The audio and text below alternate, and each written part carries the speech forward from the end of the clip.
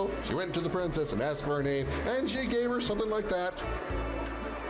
And the mother went, "What? E-I-E-I-O."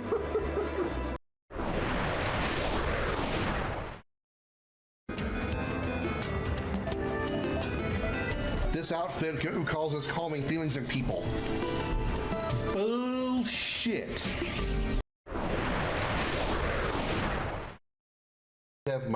Have my shirt. Let go of my shirt. Me and my cat are having a fight. Hold on. Let go of my shirt. Let go of my shirt. You guys see this? He's got a hold of me. It's your fault for getting your claw stuck, Goofy.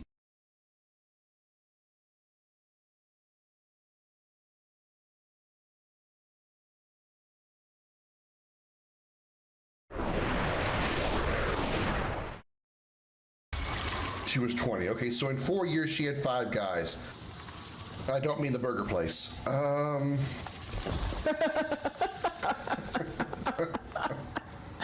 that was a good one. Okay. Thank you. Never finished it, and I really want to finish it. And I can't imagine. I can't think of anybody better than you because you're smart. Yay!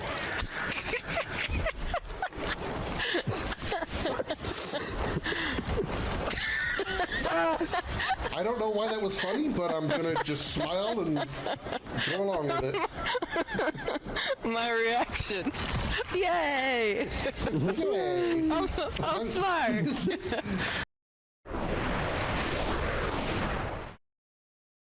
Whatever those numbers mean to either his daughter or him, those are the numbers he used for his code, for his encryption code. That's a lot of books to have next to a bathroom, or next to a toilet. If that thing overflows, you're gonna have a whole bunch of books that are covered in shit.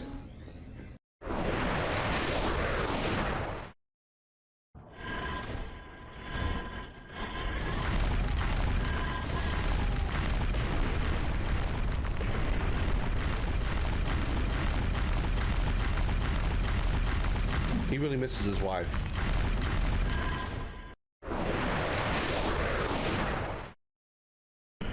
Let's tap the B button quickly, maybe I'll hit him.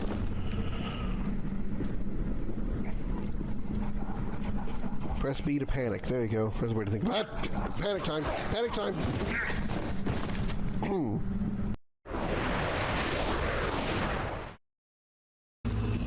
Great. What the hell do I do? Makes me won't go very far when I die this time. Oh, I almost got her dead. Come here. Die, die, die, die, die. Die, lady. No. Don't want to. Oh, shit. I hit the wrong thing. Oh, God, did I hit the wrong thing? The very wrong thing. Shit. I'm Comet, the flame-furred ball of fury. Gotta love me. What's I'm doing here now? Maybe I'm scared. But it's a bloody wall here. It's a bloody wall of doom. Yep, it's a bloody wall of doom, alright. I knew it. Oh, God, no. It's a whole room of these little blue fuckers. Ah! I can't handle this much blue. It's bad. It's bad. Help me. I can't handle this much blue. These little guys are gonna kill me. They really are. I'm a scared kitty now. Pussy.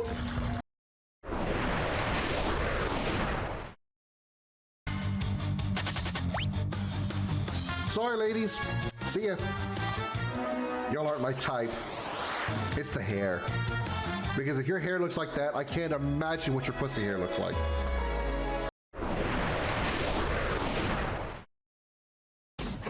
Time to fight. What the hell? I'm not doing that, y'all. Look. I'm not doing that. She's humping the wall on her own.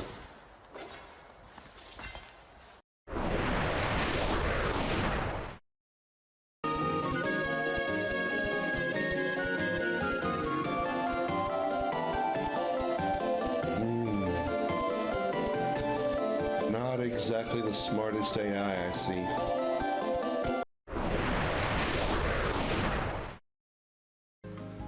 swear half your photos are selfies. Hashtag sorry not sorry.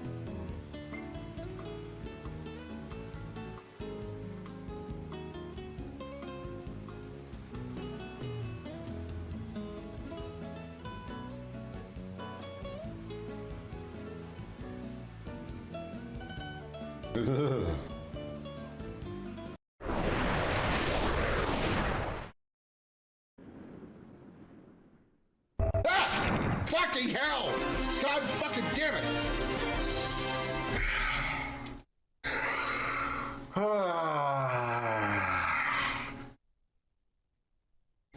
Hello, Funky.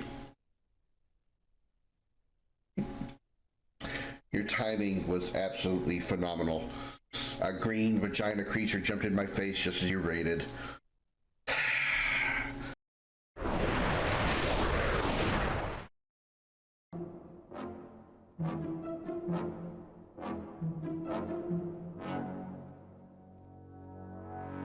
Bad laundry. There is such thing as good laundry. Because then it makes you wonder, what makes it bad? What was in that monster that I drank for dinner? I think it affected my brain.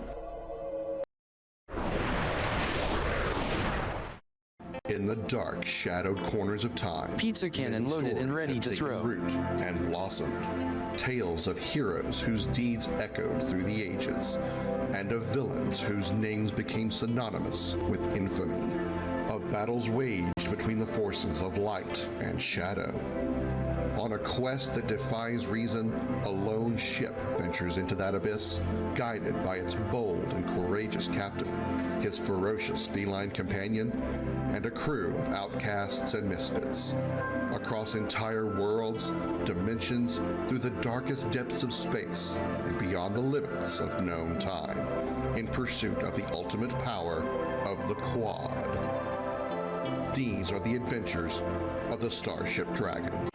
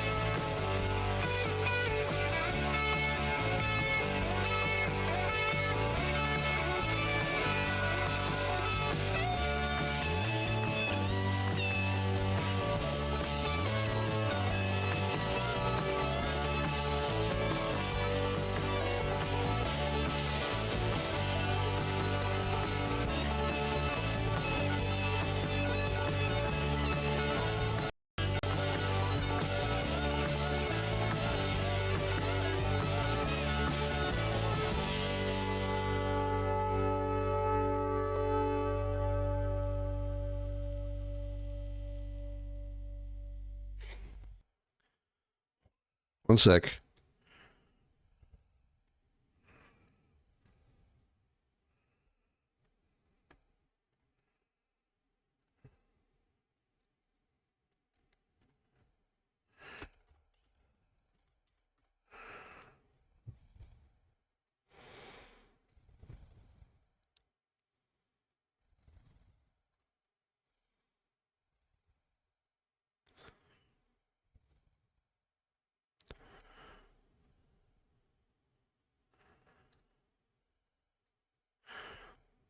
Okay, sorry.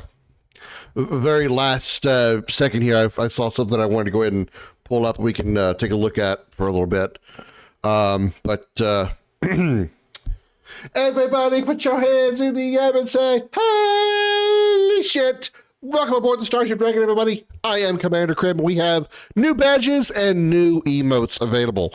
Those of you who are subscribed, you should already have your badges working. They should already be like up there and ready to go. Those of you with the access to the emotes, you'll see the 2 new emotes. I basically just redid the holy shit emote. I didn't like how the old one was. It just kind of was, it was hard to read. It was just kind of, I don't know, I didn't like how it looked. So I changed it into 2 emotes, which I think look better. Let me find my own emotes here. There we go. There they are. I think that looks a little bit better. And we have badges available for subscribers. As you are aware, as you subscribe, the more months that you subscribe, you get access to, or you have a badge appear next to your name that shows off how long you've been subscribed to the stream. And I assume you probably see the same badges as I do because, I have, full credit to my own stream, obviously. 21-month subscriber. There's a little icon now that appears next to your name for your length of subscribing. So, did I just completely miss it? Did it just end? Did it just end, really?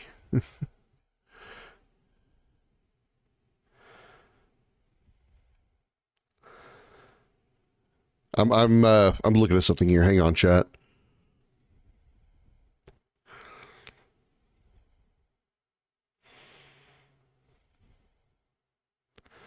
So, yeah, that was the end of it. Okay, well, I guess it's good timing then.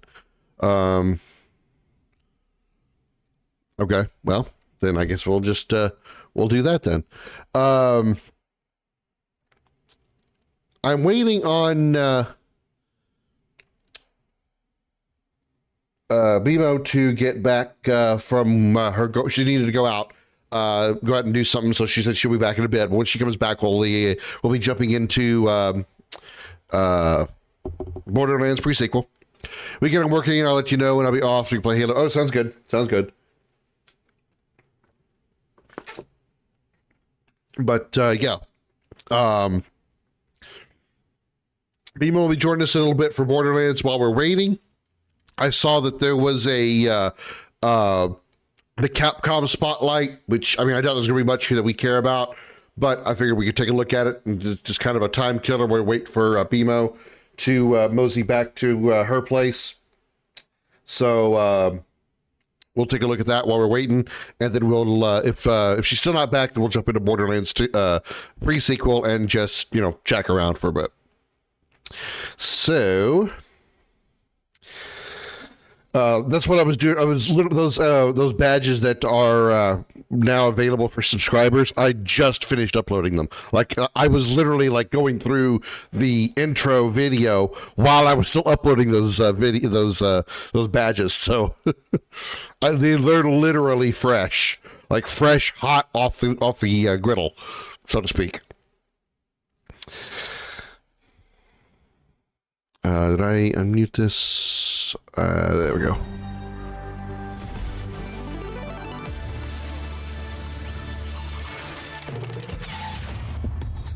Hello, everyone.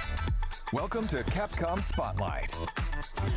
For today's show, we'll be covering updates to games that are out now. While that's new info while that's playing, I'll do my swole thing.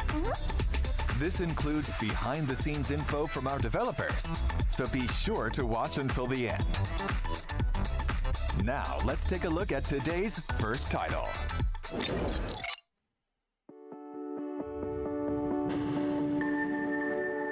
The future. It isn't just a dream. It's a promise. One we're turning into reality. With our third generation of Luna filament and advanced generative AI, We're reshaping the line between dreams and reality. We create life for our future. I think we've seen a trailer about this already.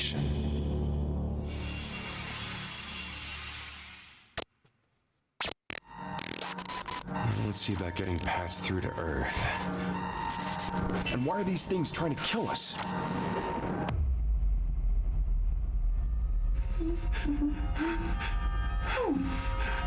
I think we saw this trailer at the, yeah, this is the,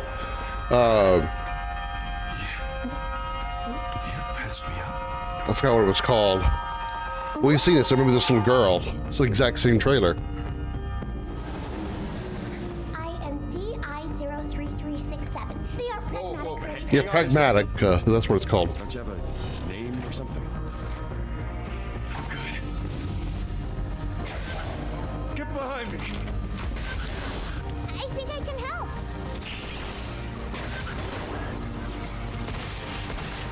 Targets identified. Neutralizing threats. Neutralize us? Looks like we're gonna have to fight our way through. What the? Bypassing first and second firewalls. Hooking control protocols. Initiating hack.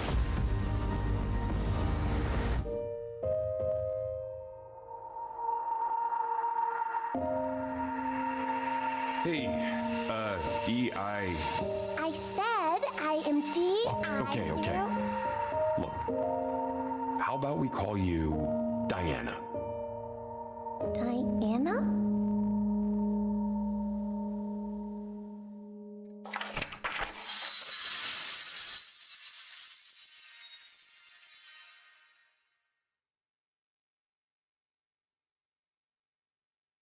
It looks still looks really, really good.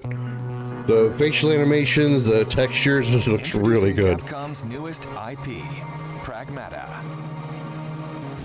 An all-new science fiction action-adventure with a unique hacking twist. It's been a while since we first announced it, but we're excited to have the game ready for you in 2026. Today, we will go over some of the unique points of Pragmata. Encountering an android with a heart.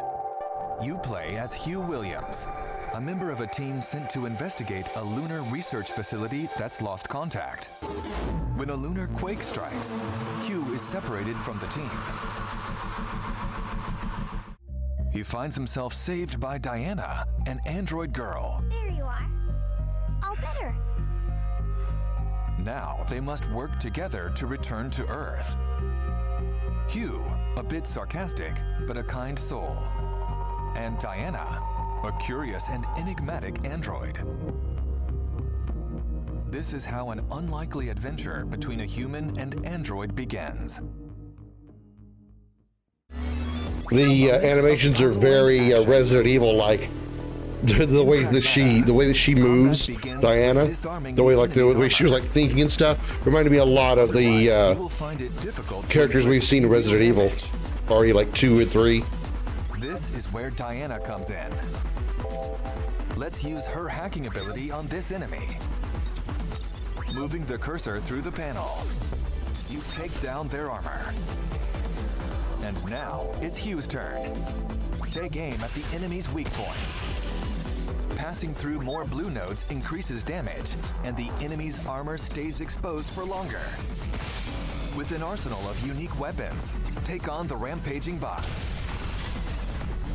What enemy will you hack first? What weapon will you use? Thinking on the fly in the heat of combat and how you handle the multi-sided situation will be key for success. We can't wait for you to try this compelling new combat system.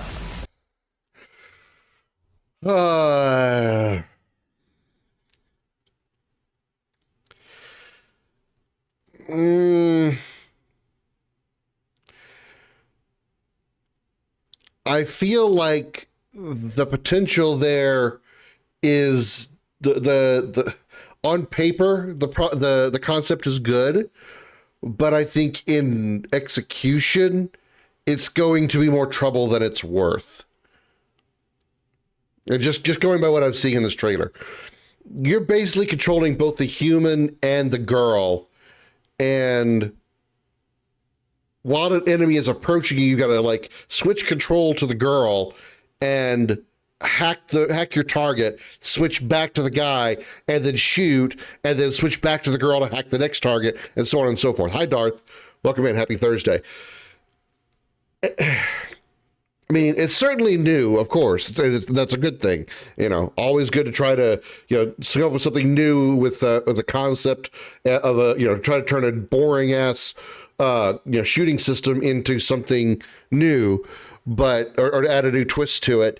But I feel like this is too much. I feel like this is going to be more complicated than it's going to be fun. We're looking at the Comcast, the Capcom Spotlight that just finished. I mean, I went live at the time they turned it off. So this is I was kind of going through it, and this is the first game they announced or they talked about, which was Pragmata, something we saw back in a recent, I think it might have been PlayStation State of Play. A new Capcom IP called Pragmata, where this guy meets this android girl, and they're stuck on the moon. They're trying to get back home to Earth. At this time, instead of it just being like a gameplay trailer, they're actually showing us some of the gameplay itself, and it's showing that there's like these robots that are heavily armored, and the only way to get through that armor is to use the girl's hacking ability, because she's an android, to hack the target, hack the robot, hack the droid, the enemy, and make it expose its weak points, switch back to the guy, then shoot those weak points. It feels like it's going to be more complicated than it's going to be fun, just judging by what I've looked at. Eric Proverbs says, you wanted to make her prettier with more makeup, you ended up blinding her. Yeah. I feel like they're trying to, I appreciate what they want to do to try to get something new out there for a over-the-shoulder third-person shooter, a futuristic Resident Evil, which is what this is going to be, obviously. Let's face it. That's what this is. This is Resident Evil in space with robots instead of zombies. Come on now. I just feel like it's probably going to be more effort than it's worth. Also, Dark, you may have noticed a little new badge next to your name. I have uploaded new badges for subscribers, so you can you're welcome. I put them up there, as well as 2 new emotes, which it's really one new emote, but I fixed the original emote to look better because I didn't like the old version of the emote. It's the holy shit emote. I changed it from what it used to look like, so now it's 2 separate emotes. I think it looks better. So yeah, a little bit of a change there.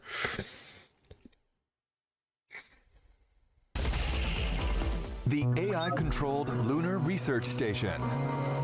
In Pragmata, your adventures take place at a lunar research station. They are researching a new material that can be used to 3D print almost anything, from microchips to cars and giant structures. Now, however, the Lunar Research Station seems void of human activity. Only the lifeless world and the AI remain. Use your thrusters to move around the Lunar Research Station. You will also need to hack the systems blocking your progress. Reminds me a bit of Prey as well, but third person instead of first person. You and Diana can explore this world together. Pragmata will be available on PlayStation 5, Xbox Series X, S, and Steam. This summer, we'll also have public hands-on for Pragmata. That's an AI voice. Experience the gameplay you just saw firsthand, including the thrilling combination of puzzle and action combat. You see, just that description, a thrilling, the combination of puzzle and combat.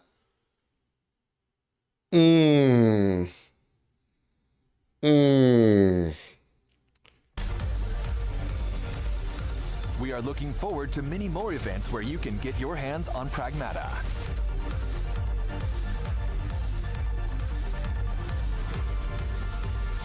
Please look out for more information on Pragmata on our official social channels, website, and stores.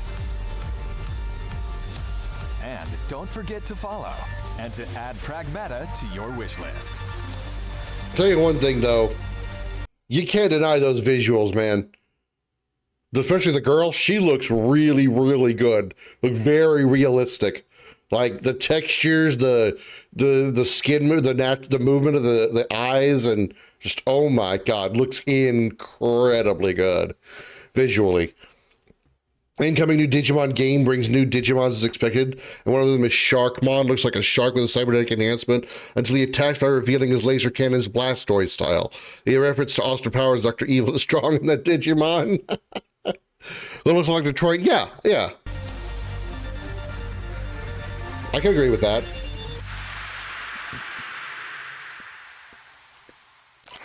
But you can definitely tell they're still using the RE engine for that game, because there's some, I mean, it's something you have to actually like look at, and you're probably not going to really notice until you actually have it pointed out to you, unless you have this have an eye for that kind of thing, which I'd like to think I do in a way.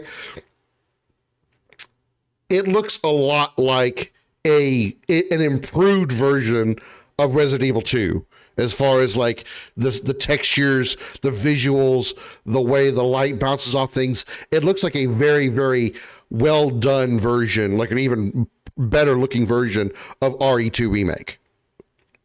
Which, I mean, is already a great looking game, but it just looks like it's more up to date, you know? Check out the latest trailer for Sagat. Street Fighter 6, for those of you who give a shit. I don't. But I'm killing time for BMO to get back, so.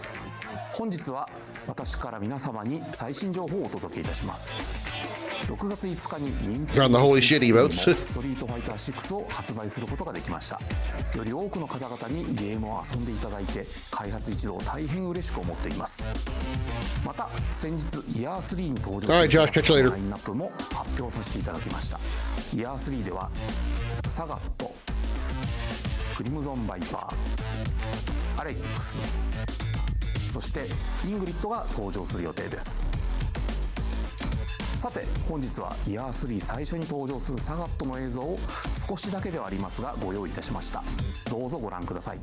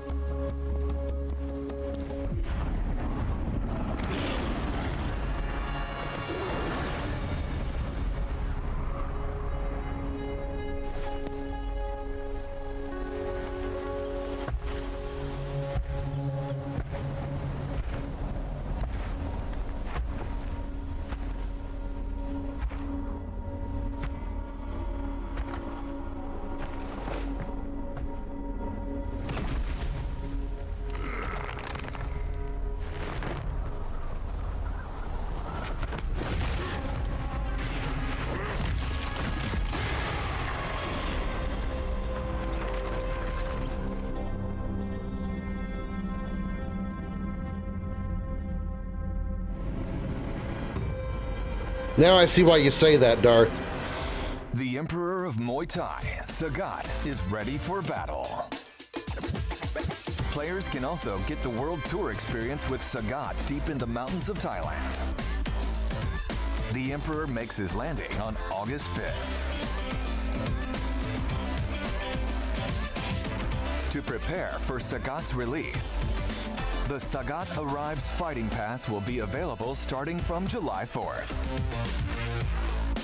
Premium rewards include Sagat's Wanderer avatar gear. And we've also prepared some throwback stickers and emotes. From Sagat's days as the boss of the original Street Fighter, we're also increasing the amount of content in the Fighting Pass that can be used in Fighting Ground. Don't expect me to be a pushover. So the guy went from Mutai Master to Shepherd with an attitude?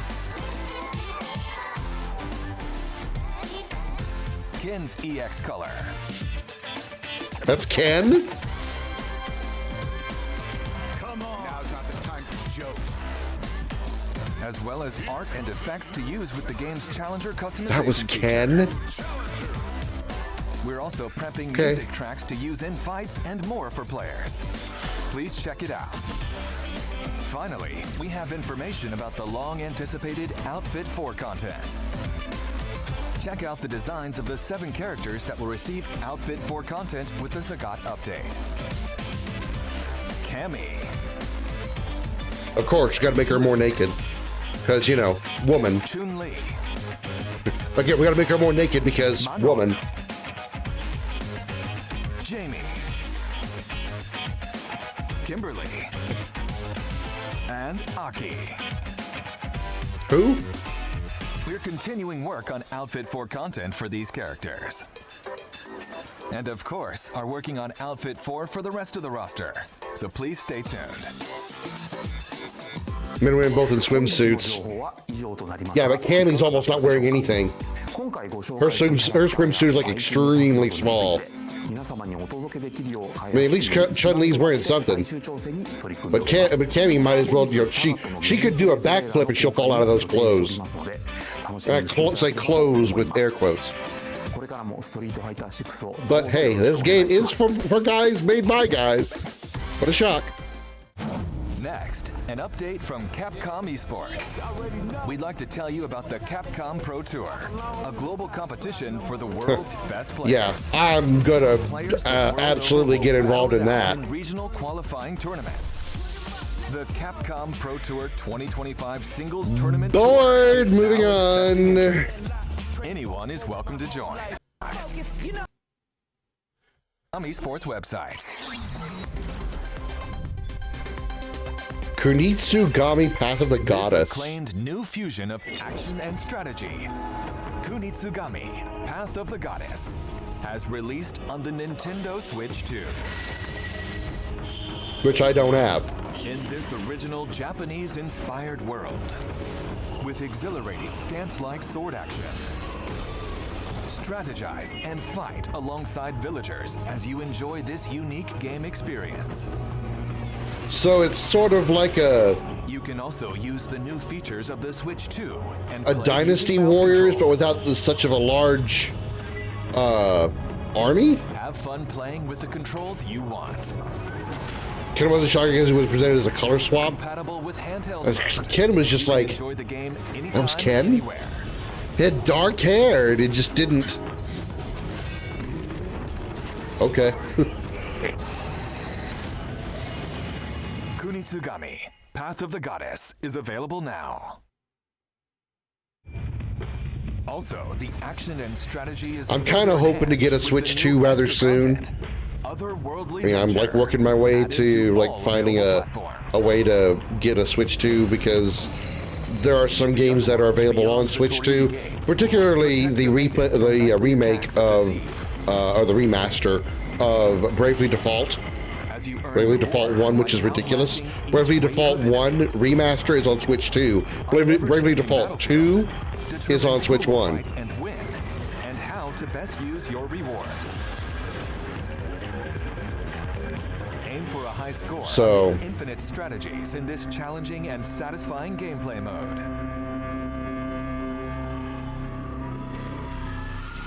yeah, for Switch 2, I mean, I figured, you know, there's going to be, now that there is a Switch 2, it's likely going to be, you know, Switch 2 exclusives, like future games that are going to come out that are going to be specifically for Switch, is likely going to be just Switch 2 stuff. So I figured might as well get it, because like, it is backwards compatible. That's what I've read. It's heavily backwards compatible with Switch 1, so I can play, you know, the same games I already have on Switch 1. And it also has the emulators for NES, Super NES, N64 and so forth on Nintendo Online, so I can still play those older games as well on the Switch 2, so... Presenting Yashichi Waves, a Mazo talisman that changes some music in the main game to 8-bit style. I don't care. yourself. Next, please take a look at today's lineup of Capcom titles. 8 action and fighting games make their returns, including the legendary Capcom vs. SNK series. Enjoy training mode and a gallery featuring sounds and artwork, as well as easy-to-use one-button specials. Capcom Fighting Collection 2 is available now. I'm sure Maximilian Dude probably shit his pants with that one. Fighting Collection 2, including Capcom vs. SNK. A remaster from the swordplay action series I guarantee you that man probably absolutely jizzed himself. A memorable cast of characters returns to weave their deep and complex tale anew. Experience the classic graphics and gameplay refined for modern consoles. The remaster of Onimusha 2 Samurai's Destiny is available now. Okay. Onimusha, Way of the Sword. The next entry in the swordplay action game series is coming in 2026. Chef's kiss. Set in early Edo period Kyoto, the protagonist, Miyamoto Musashi, will face his formidable rival, Sasaki Ganryu. How will the clash between them unfold? Stay tuned for more. That's a series I haven't gotten into. I mean, obviously I hear it's really good. Capcom Digital Sale is here. Monster Hunter Wilds is on sale for the first time. Yeah, because you're losing your player base. The most evolved action and improved immersion in any Monster Hunter to date. Your player base is getting bored with the number of Also, enemies. make sure to check out other Monster Hunter games. That said, with this screen here, I have to say, these two right here on the end, Monster Hunter Stories 1 and 2, I would like to get. Because from what I've seen, I've only seen a little bit of the first game. From what I've seen, this is a turn-based JRPG. Yeah. Turn-based JRPG in the Monster Hunter universe. I'm all in for that. I played Onimusha 3 a ton, including the full game setup in the shop as demo for customers. In celebration of the horror series' latest thrilling news, Resident Evil games are on sale at great prices. But that's not all. Dragon's Dogma 2, Marvel vs. Capcom Fighting Collection Arcade Classic. I think I have Dragon's Dogma 1. I think it was free on PlayStation sometime back. It might still be in my library if they hadn't taken it off the free library yet. Ace Attorney titles and more. I really have no desire to do Don't miss out on Dead Rising. pick up these must-play hit games.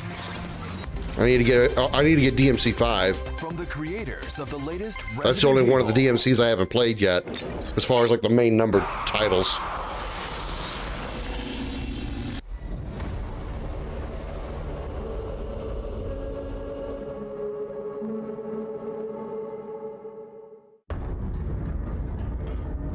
Basically, notice that kind of setup has been stopped years ago. Nowadays, you can't play them, only watch. It's been a while since I've actually been in a store, but I think there's still some that do that. But they have just like the playable demos, like what you're talking about. Like it literally is pre-programmed to be just a demo version of a game. I do remember that way back in the Blockbuster video days, so talking 80s and 90s, there were the games that were playable on the consoles. There was like this corner of the store where if you're not from America, you probably won't know what Blockbuster Video is. But let me back up on that one. Blockbuster Video was a place where you rented VHS movies. Primarily, you could do video games as well, but that was a smaller collection. It was mostly for renting movies. Well, in the corner, they had like the video game section, and they had this like large table where they had like the SNES, the NES, and like a couple of other systems that were like, really popular at the time. And they would have one game that was already playing, or that was already like connected to the game and all that other stuff. and there was like an internal timer on the system.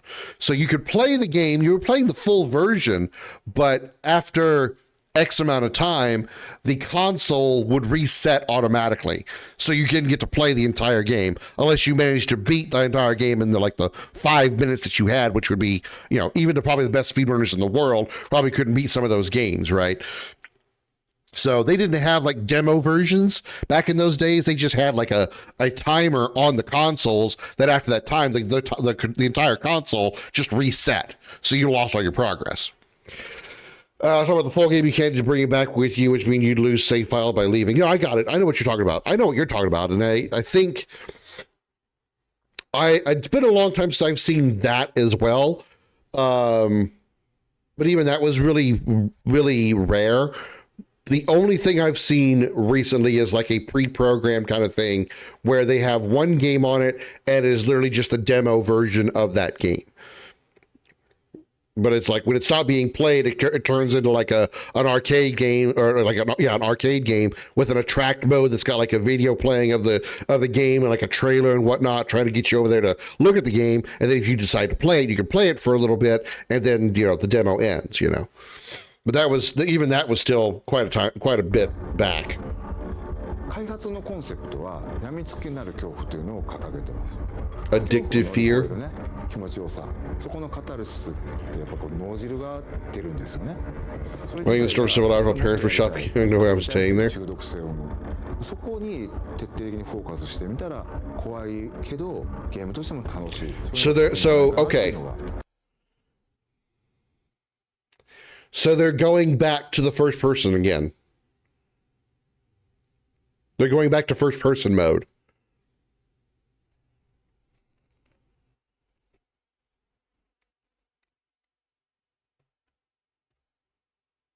Hmm. の出発点でした。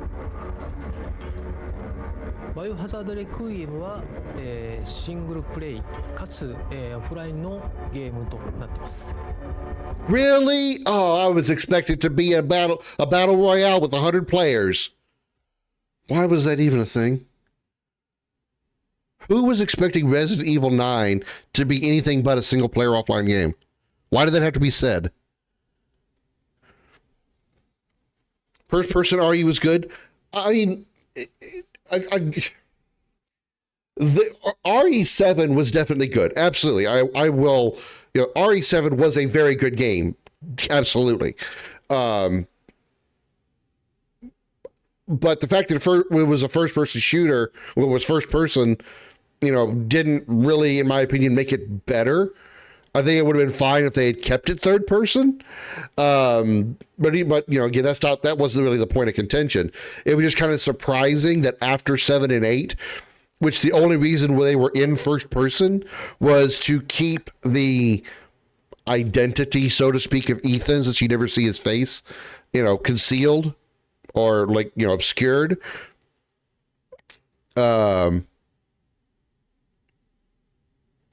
But now that we've seen who I believe is going to be the protagonist of RE9, it kind of continuing to be first person is a surprising choice to me. I'm not saying a bad one, just kind of surprising. When I say bad guy, well, yeah, it's Jack from RE7, because if you look at the upper corner, Resident Evil 7, Biohazard. They're just using this as a reference. バイオハザードで一番重要なのは恐怖体験だと思うんですけれども、Queen Tits その恐怖体験っていうところに、しっかりとフィーチャーした内容に仕上がっているんじゃないかなと思ってます。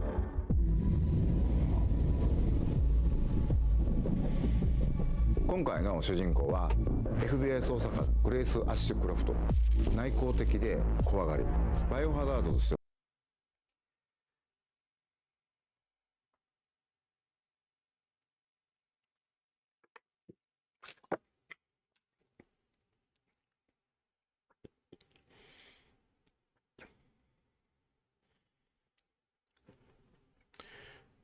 I know it's not a new character. I mean, I know it's not the same character. But you know who I see here? Rose Winters. At least you bought it with some whiskey. If I had some, and if it was Friday, yes, I probably would. But no.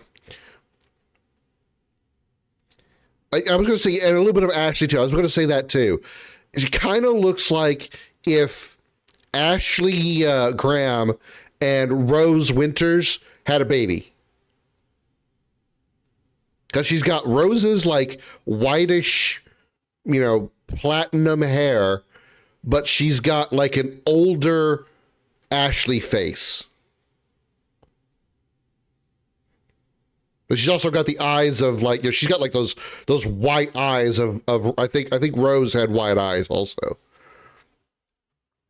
は割と新しいタイプのキャラクターを作ろうとしています。プレイヤーと同じ目線で一緒になって怖がれるこういうキャラクターを狙っています。物語の中でもちろん彼女も What's the name of Ethan's girl? Rose. That's Rose Winters. That's Ethan's daughter.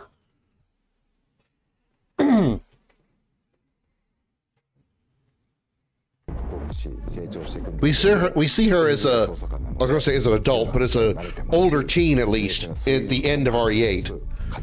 There's a DLC with her, but I never played that.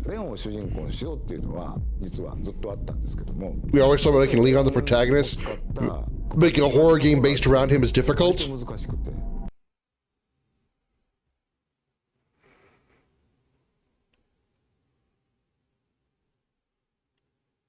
落ちてきたバケツにびっくりするとか、そういうレオンってそんなみんな見たくないやろっていうところで、じゃあホラーと食い合わせ悪いよなっていうのがやっぱりありましたけど。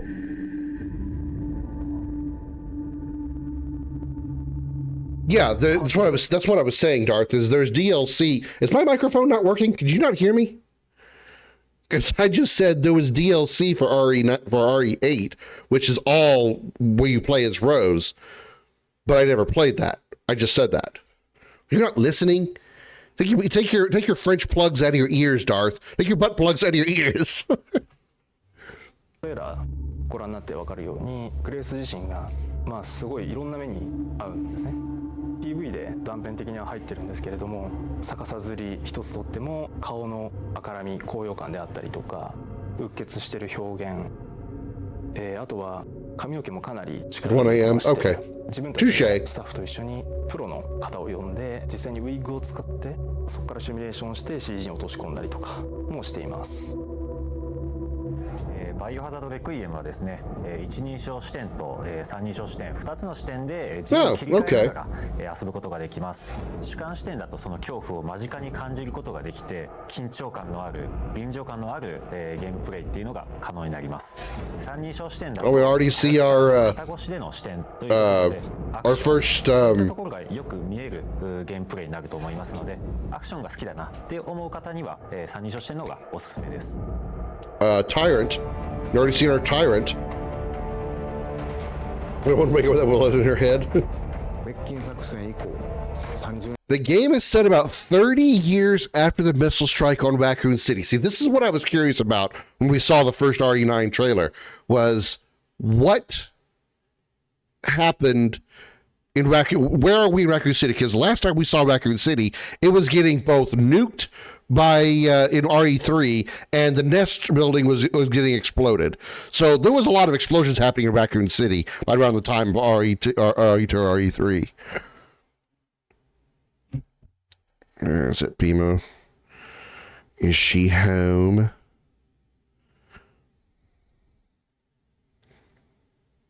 Oh. There shouldn't be an attachment. So if this is 30 years later, so by now, what? Leon would be in his 50s. Leon, Claire, Jill would all be in their 50s now. They were like 20s in Resident Evil 2 and 3, right? その当時アンブレラ事件っていうのでシリーズがヒットして、それ以降さまざまなキャラクターたちがいろんなシティで起きた事件をきっかけに立ち向かっていくようになったり、人間成長したり、そこに今回この表現のメスを入れるっていうのが作り手としてはやっぱりかなり緊張感を持って臨ませてもらったっていうのが大きかったですね。ラクーン事件に関わった、もしくはラクーン事件に巻き込まれて大きく人生を変わってしまったり、命を落としてしまったりと、そういった登場人物がたくさん出ます。レクイエムは彼らに向けての言葉通り鎮魂であり、もっと言うとバイオハザードシリーズ、ラクーン事件アンブレアをきっかけに生まれたシリーズのある種一つの区切りという意味でレクイエムというタイトルをつけています。バイオハザードレクイエムは You make a good point. 30 years after a nuke and Grace is walking around casually like there's no radiation.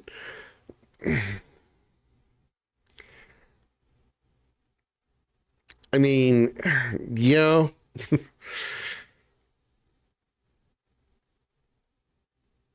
I guess the nuke that they used on Raccoon City had a half-life of less than 30 years. Because, you know, reasons. 2026年 February 27th. 発売予定です。2026年3月に March marks the 30-year anniversary. 30周年を迎えます。 Makes 30 sense. 周年記念タイトルの名に恥じぬようなゲームとして本作リリースしたいなというふうに思っております。グレイスの母親は大きく方針を転換してですね、実写映画を目指すというところで。Further interviews with the creators that didn't fit into today's presentation will be released today on the Resident Evil portal. Register your Capcom ID to see the rest. ラクーンシティっていうところは基本触っちゃいけないもんだと。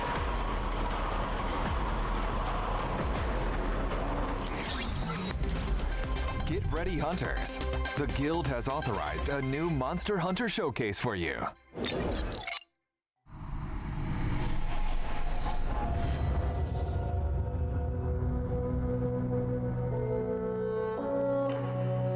皆さんこんにちは。モンスターハンターワイルズプロデューサーの辻本です。おかげさまで多くのハンターの皆様に楽しんでいただいております。本当にありがとうございます。今日はタイトルアップデート第2弾の情報をディレクターたちと一緒にご紹介したいと思います。それではご紹介いたします。はい、モンスターハンターワイルズアートディレクター藤岡要です。お願いします。はい、モンスターハンターワイルズディレクターの徳田です。よろしくお願いします。はい、それでは早速ですが無料タイトルアップデート第2弾のプロモーション映像をご覧ください。どうぞ。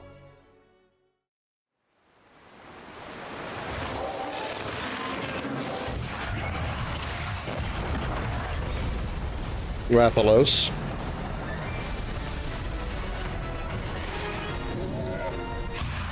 Leviathan.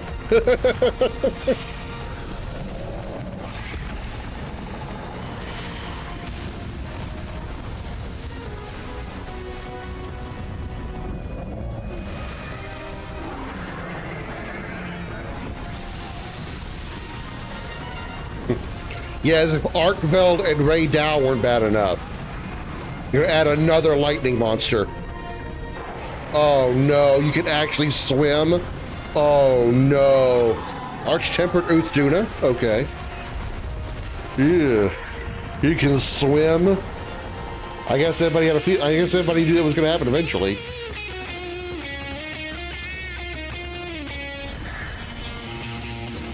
Fender? Layered weapons.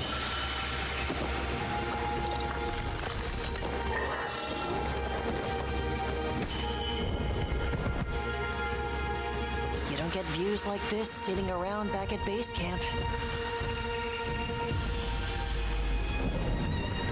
The Uthduna, yeah, it's definitely poison. It's the thing about Uthduna is it has like a very unique type of armor. It looks like it's just a thin layer of like a membrane, but apparently it's strong enough to repel a lot of damage. It's when that membrane retracts that you're actually able to deal a lot of damage. The fact that it's arch tempered just means it's, you know, like a super strong version is all that means.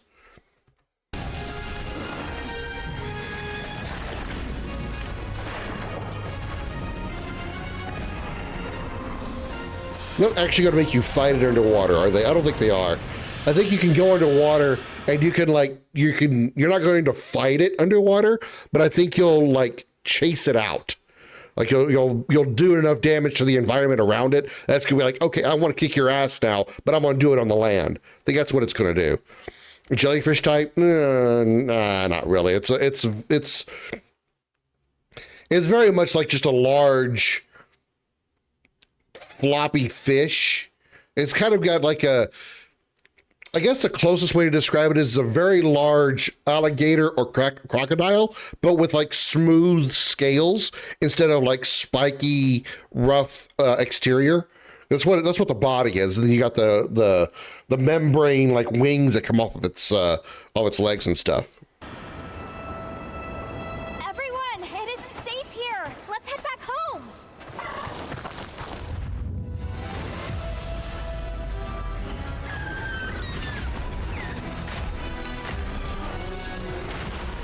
There's Ray Dow.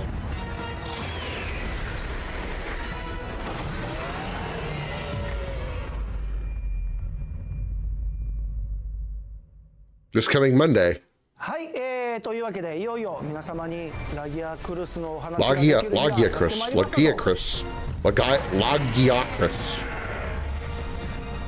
これ本当にグローバルいろんなところに行っても本当にラギア人気がすごくってすごい期待されてすごい今回ようやく皆様に、登場させることをお知らせできたと。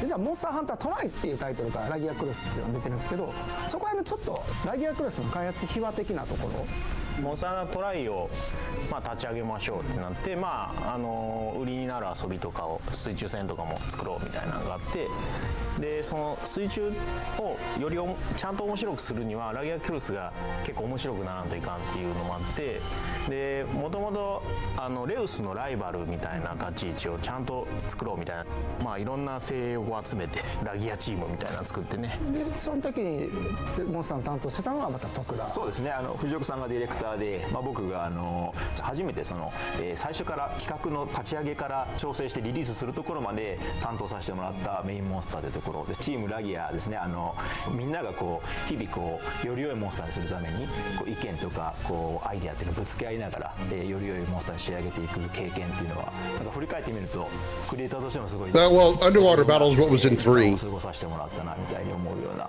モンスターですね。そうね。Monster Hunter 3 or Monster Hunter Try, you fought that monster. You actually fought him underwater. Like you pulled out your weapon and you actually had to attack underwater. I don't know if they're going to be doing that here. What they showed in the gameplay just now, you didn't really fight him with your weapon. You did like rearrange the environment, like drop things on its head and do things like that. And then you fought him on the land. So we'll see. っていうのをちょっと皆さんにもご説明したいと思うんだけど、今回は水中ちょっとアクセント的なイベント的な、やり取りっていうのはできるんですけど、主にはやっぱり地上でも、やり取りしていただく Most of it takes place on land. ましたので、昨今のその、プレイヤーのアクションできる幅っていうのが広がりながらそこに対応しつつ、しかもそのラギアクルスらしさみたいなものを残したアクション設計にするというところがまず一つ、こだわったところです。ラギアクルスってトライの時からそうだったんですけど、水中でのこのシルエット、縦に伸びた時のシルエットっていうのは本当にかっこよくて、そこの迫力っていうのを、ぜひ感じていただきたいというところがありましたので、武器を、完全に振ることは自由に振ることはできないんですけれども、ちょっとイベント的な水中のアクション Underwater only actions. Okay, so yeah, you're not really fighting it per se. You are just irritating it. 仕上がったんじゃないかなと思います。もちろんラギアクルスが出てくるという。 Like a limitation of the new engine? Well, from what I heard, Yabimo told me that she had played Monster Hunter 3 and did the underwater fighting. It wasn't good gameplay, is what she explained to me. It was extremely complicated. It was hard to manage. It was hard to sort of like underwater fighting in like Kingdom Hearts 1, where you would try to like swing your weapon or whatever, and you couldn't guarantee where it was going to go to hit the target. Adding the Z layer to the fight was what was the problem. It was supposed to just X and Y fighting on basically the level terrain, having to go up and down as well and be able to attack with that kind of thing. That's what made Monster Hunter Try so difficult. So while it could be an issue with the engine, it's probably more like, you know what? We didn't really do a great job of having underwater fighting in Monster Hunter 3. Let's not piss off our already declining player base by making them fight this thing underwater. Let's give them some tools to like piss off the monster, but not make them fight them underwater. Especially considering the weapons that are available in the game. If you think about it, there would be some weapons that you would not be able to use underwater effectively. Take like the one I use most often, Insect Glaive. The Insect Glaive thrives on being able to jump and be airborne and attack while in the air. You can't jump in the water. There's no jumping in the water. It doesn't work that way. So I think it's not necessarily an engine limitation so much as it's mechanically impossible for some weapons to be remotely effective in underwater combat.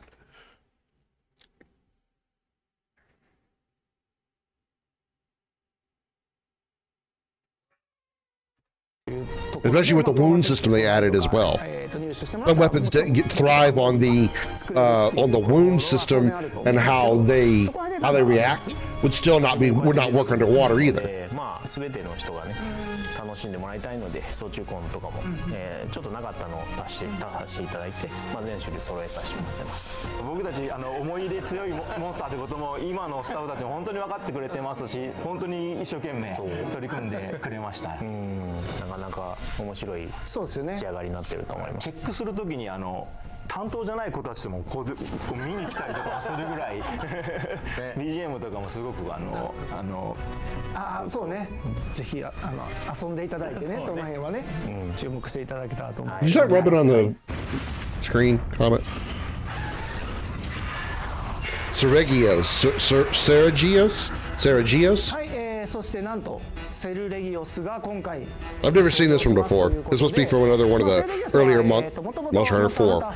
It must be one I've never seen before. It's not from Wilds, or it's not from World or Rise.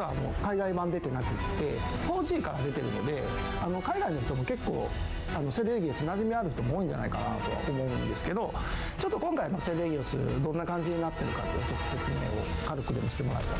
もともとセルレギオスは結構旋回能力高くて、レウスと違ってちょっと小回りの利く感じとスピーディーなやり取りみたいなのがもともとのコンセプトにあったんで、そのあたりちょっと今回なんですね。モンスターハンター 4G の時も僕がメインプランナーとして、自ら概要から調整まで行った最後のモンスターなんですけど、足の攻撃だと人輪をうまく使ってもうテンポ感を作っていって、で後ろの回し切りを使って仕留めてくるようなタイプのモンスターなんですけど、4G の時にモーションの子が提案してくれて面白かったのが斜めのキックしながら移動するみたいなアクションがあったんですけど、 It's like a Dilophosaurus with wings. 斜め方向にしかも攻撃あたりを出しながら Minus the spit. モンスターっていうのはあまりいなくて、そこの特徴がすごく面白いモンスターだなと思ってましたんで、今回 Damn, look at that armor.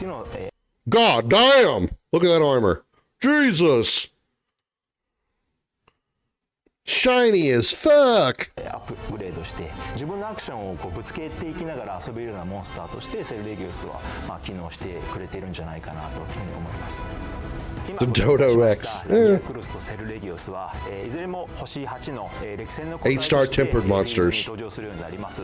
かなり強力なモンスターになっておりますので、腕に自信のある方はぜひチャレンジしてみてください。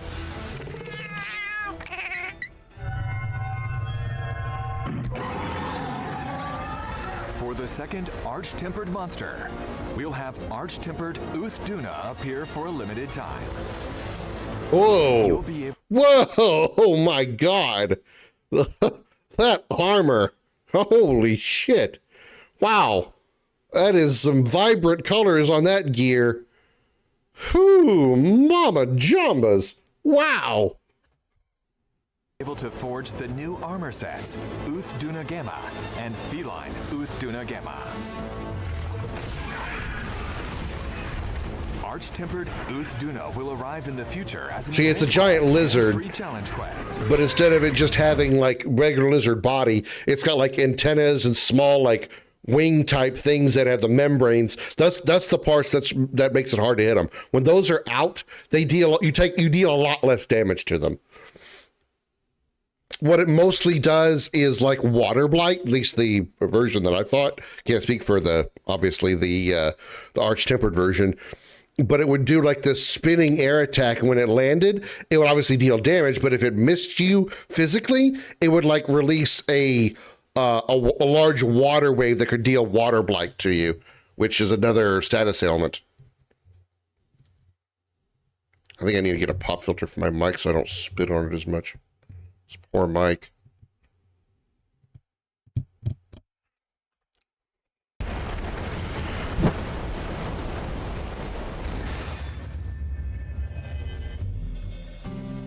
Crafting the final weapon in a tree allows you to use that weapon as layered equipment. Okay. For Artian weapons, you'll get it after fully reinforcing the Rarity 8 weapon. Okay. For Palico weapons, you'll need to forge high-rank weapons. Dodovex is a parody creature that evolves from an arc, size of a T-Rex, but breathes fire, is immune to all wyvern breaths, physically on par with a Giganosaurus, which is the strongest non-boss tame by far. We're adding brightness settings and filter effects to photo mode.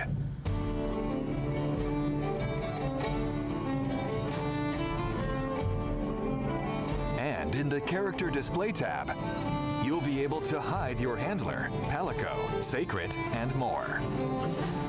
We're planning on continuing to update photo mode to make it easier to use. That's your big selling point, is photo mode? We've added the ability to swap handlers. You'll now be able to travel with Eric instead of Alma. No, really rather not. As for support hunters, Mina, a hunter from Vespia unit who wields a sword and shield, will be added. Okay, that's kind of nice. You'll also now be able to select which support hunters participate in quests. Furthermore, by playing with content added in the update, you'll be able to obtain a myriad of rewards. I'm gonna try with Jar Jar Binks. You go right ahead. Event quests that allow you to forge special. I guess the upside to that, to having that new AI teammate, is you can kind of choose which weapons you have fighting at your side. I mean, it really makes sense. If you're using a ranged weapon, you really wouldn't want to probably wouldn't want to have another character using a ranged weapon. So that kind of makes sense. Special equipment. Quests that make it easier to obtain armor spheres and decorations. A challenge quest featuring Mitsusuni. And a free challenge quest featuring arch-tempered Uth Duna will be available for a limited time.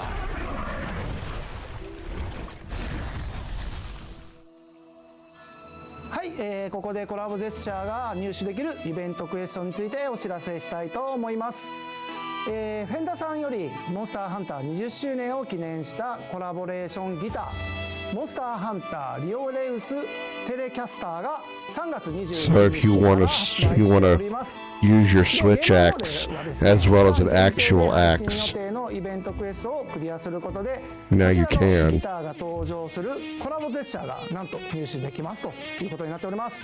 今回のコラボが決まった時から結構チームもねノリノリでいろいろやってくれていろいろな今回 I'd get that if I could actually play Through the Fire and Flames from Dragon Force. はそのまままず 3D スキャンを、自社で撮れるのがあるのでそのままの形がゲームに出せるようにして使用感とかそういうのもちょっとデザイナーのこだわりの部分で足してあげたりとかして、実際のこうちょっと使用感のあるような、ところまでこだわって再現してますと。音自体も実際のサウンドチームの人が演奏してくれてその音そのまま使ってるんですけどアニメとかもそのキャプチャー撮る時もサウンドのその演奏者の方にちゃんと指の動きを習ってコードが間違ってないかとか、チェックしてもらいながら全部のモーションをしっかり撮ってますんで、それなりに楽しいジェスチャーになってるんじゃないかなと思います。来週会場とかでもすごくこう映えるいいですねジェスチャーになるんじゃないかなと思います。キャプチャー撮ってたじゃないですか。アイルームめっちゃ踊ってたじゃないですか。あれも実際にジェスチャーしたらオトマイルもあれをやってくれるってことですよね。エアギターみたいなのをビーンってやって一緒に入って、一緒にうわーってめっちゃ弾けてたね全然関係なくわー音もらしいそういうのもぜひ見てほしいですね楽しくみんなで楽しんでもらえたらなと思います。みんなぜひジェスチャーやっていただけたらと思います。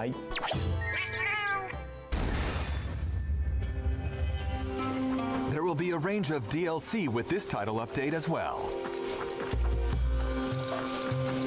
There will be 4 kinds of dance gestures as free DLC. And a cosmetic DLC Pack 2 as paid DLC. Those with the Premium Deluxe Edition or the Cosmetic DLC Pass will automatically obtain it.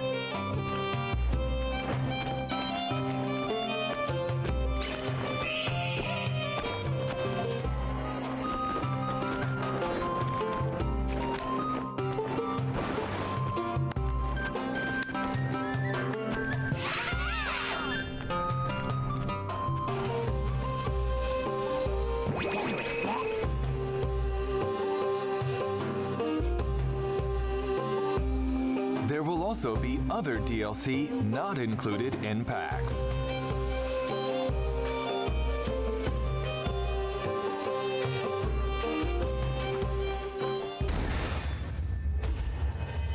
With the bird. In the summer, there will be a seasonal event called Festival of Accord Flame Fate.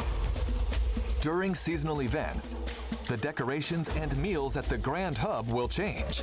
And by playing during the event, you will be able to get limited time only equipment, gestures, pop-up camp decorations, and more.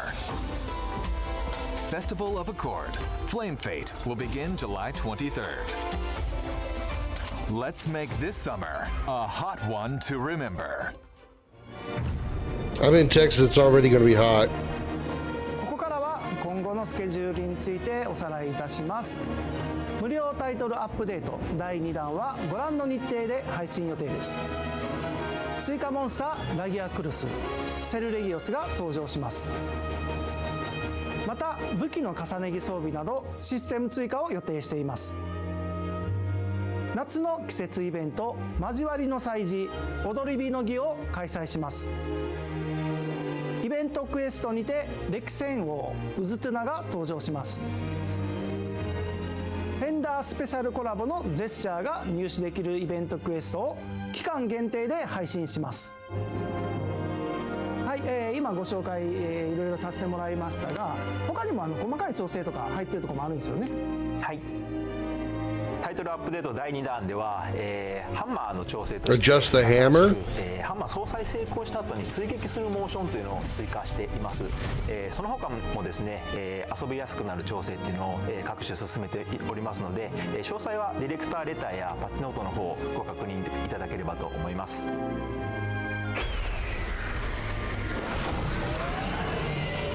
番組をご覧いただきありがとうございました。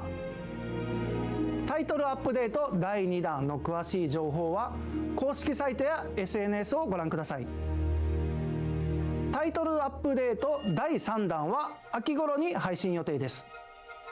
追って皆様に情報をお届けする予定ですのでお待ちいただければと思います。本日はこれにて以上となります。最後は、いつもの掛け声で、笑おうと思っております。よろしいでしょうか。はい、いきますよ。せーの、ひと狩り行こうぜ。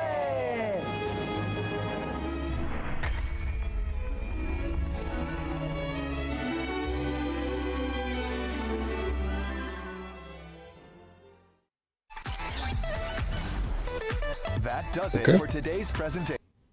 All right.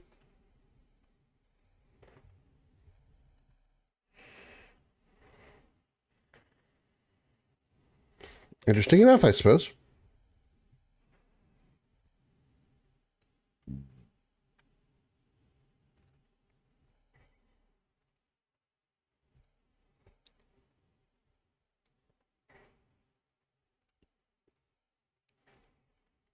Well, I haven't heard from BMO yet. I'm gonna jump into Borderlands, kind of mess around while I wait. I do it.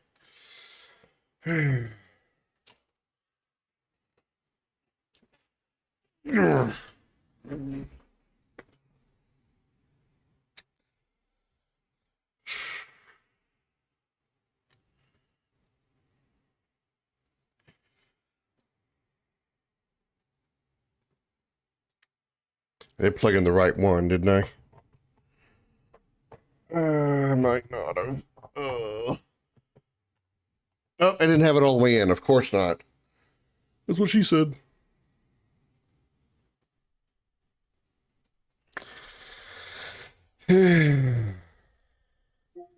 Borderlands The Handsome Collection.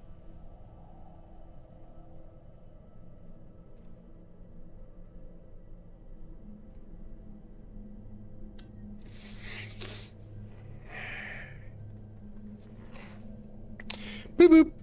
Now you guys can see it. Alright, let's select a character here. Mess around with this character for a while I wait for her to come in. Come on.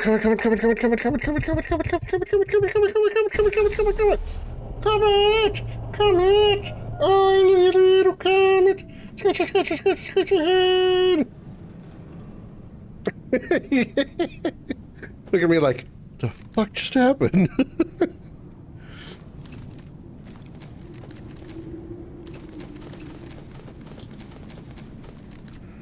Okay, sorry.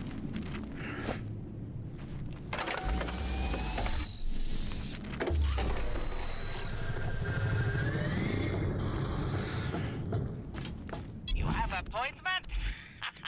It's joke. Let's just get this out of the way. Yes, most of my merchandise was ripped from the hands of dead adventurers. Farewell, friend.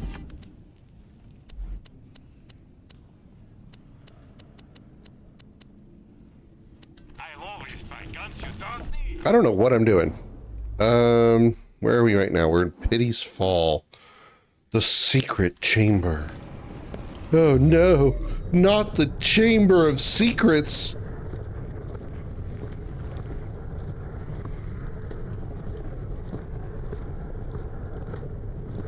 Pulling your string,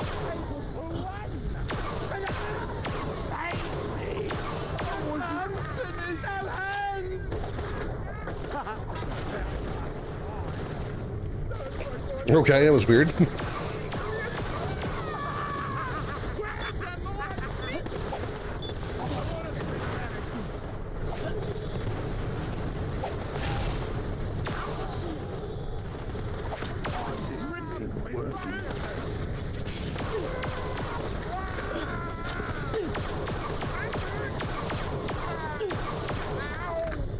Ugh. Hiya, slash.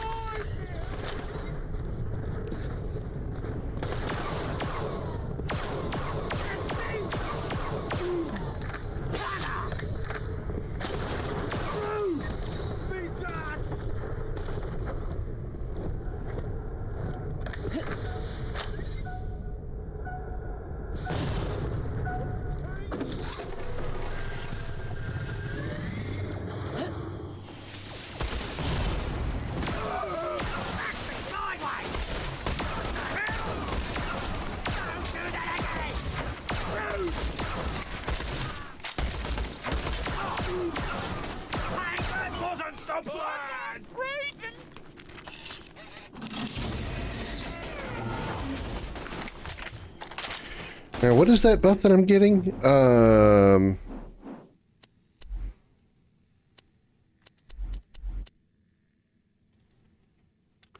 Dealing incendiary or shock damage causes you to gain Maelstrom. All elemental damage dealt is increased for each stack of Maelstrom. Yeah, it sounds cool.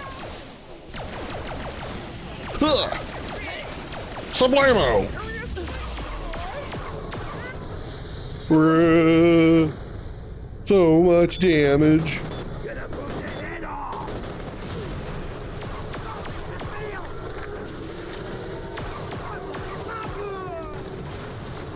Oh, shit.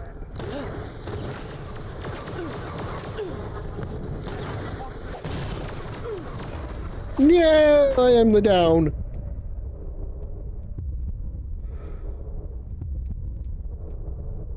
What? He died. Why didn't I get credit for that? What the hell? I killed him. Why didn't I get a second wind? Unless he died from suffocation, which doesn't count. This doesn't count as getting a second wind, which is also kind of bullshit. Welcome, customer.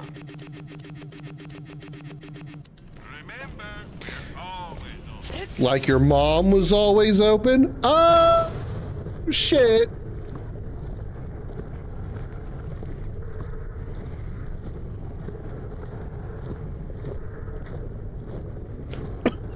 Guess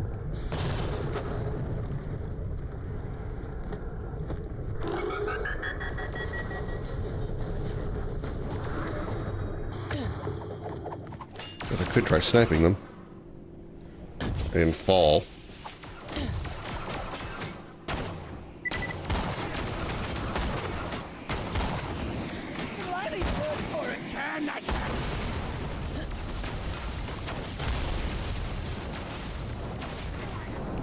What the hell? Why am I on an SMG? Oh, I got a third slot. When did I get a third slot? I don't know when I got a third slot. Okay.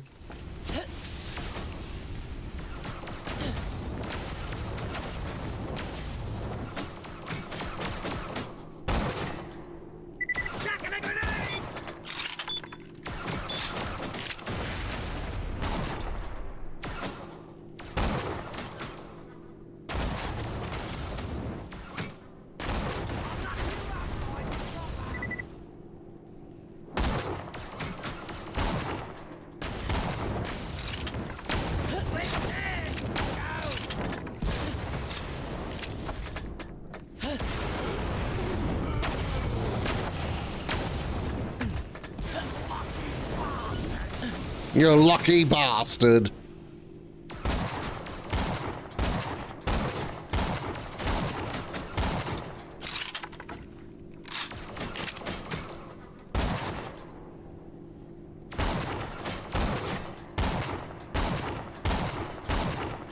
My God, how am I missing?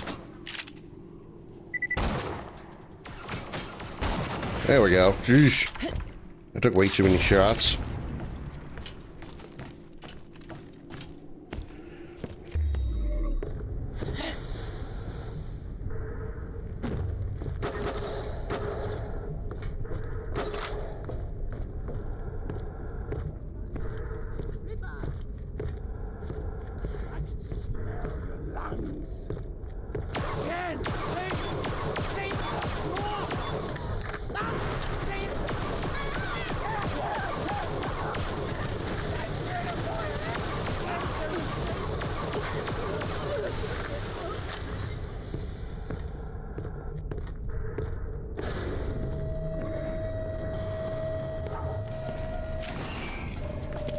Guns in space. Ooh, 111. Ooh, fire laser gun. I have no money though. I am a broke bitch in this game. Wow, I am a broke ass bitch. I'm always happy to take your money. Thanks for the scratch. Don't die. I need your help. Don't die before you pay.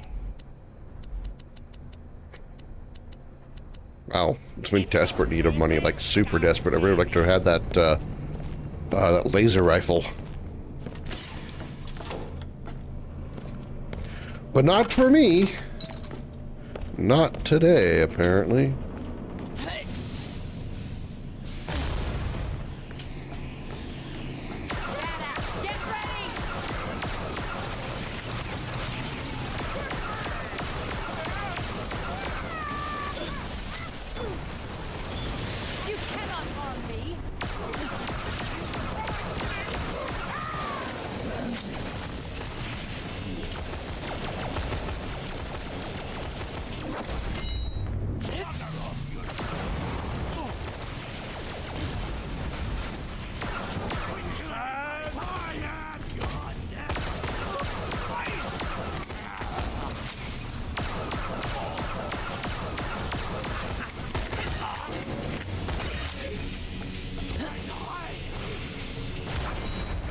What the hell?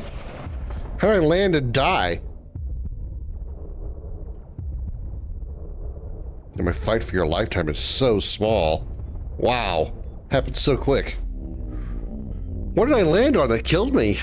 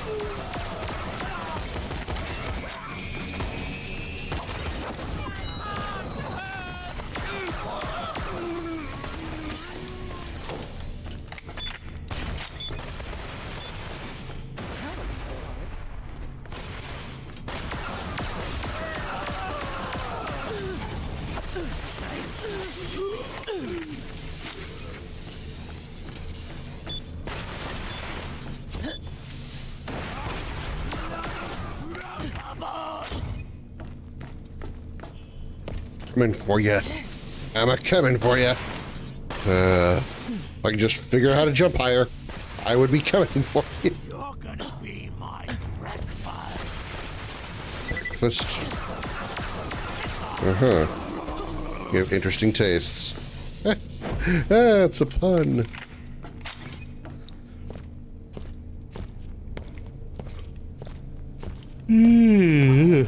Shit.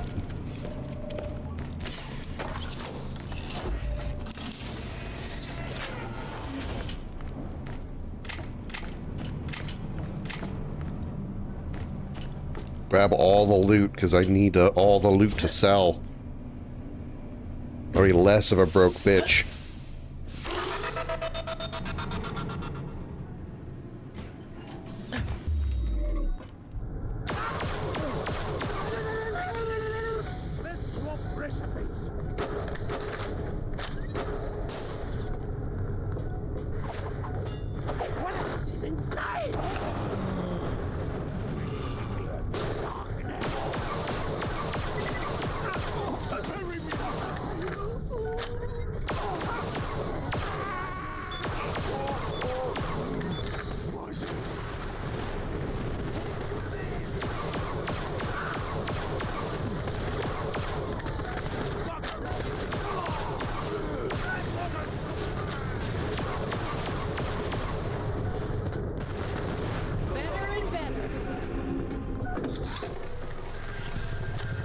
Nice.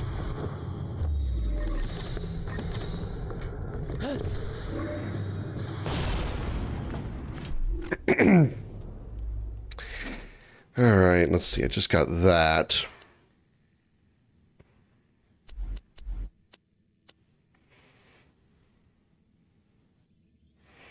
More health regenerated.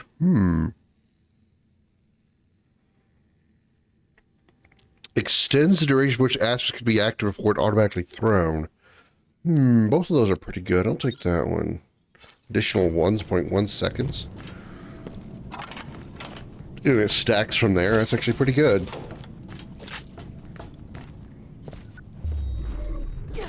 Voice identification, please. Figures. Captain Sarpedon, voice identification failed. Sarpedon, eh? She used to command the Drakensburg back in the day. If you can find some recordings of her voice, I reckon we could jimmy the lock, so to speak. Oh, let's see. This was an annoying part of the mission before. Probably not going to be a whole lot better now. Especially if I'm hitting invisible wall. Or in this case, invisible ceiling.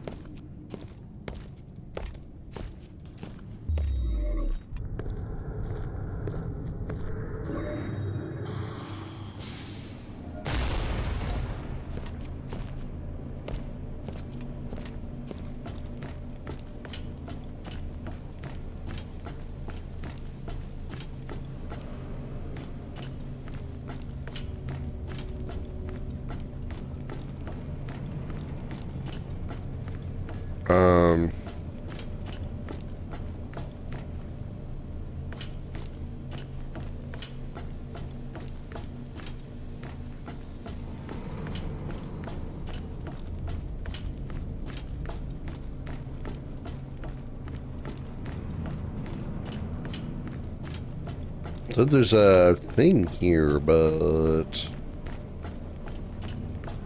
is it below me? Because I don't think it's above me.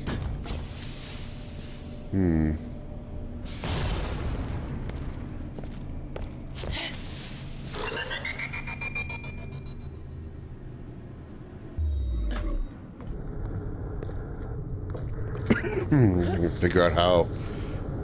See if I can remember how I got to them before.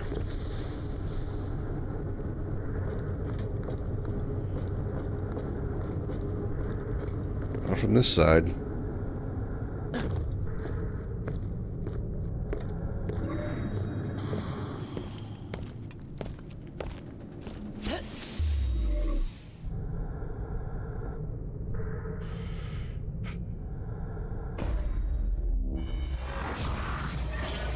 Jumping never fails to fail. Jumping never fails to fail.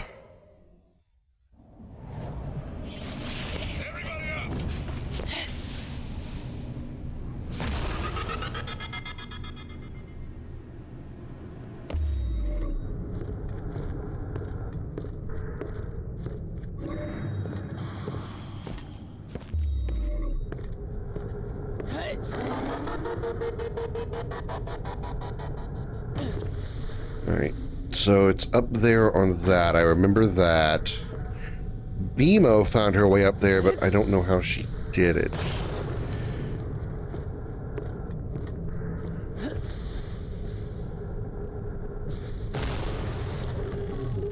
Maybe that was it. Yeah, that was it. Okay. Wait. Oh my god. Open mouth, insert too late.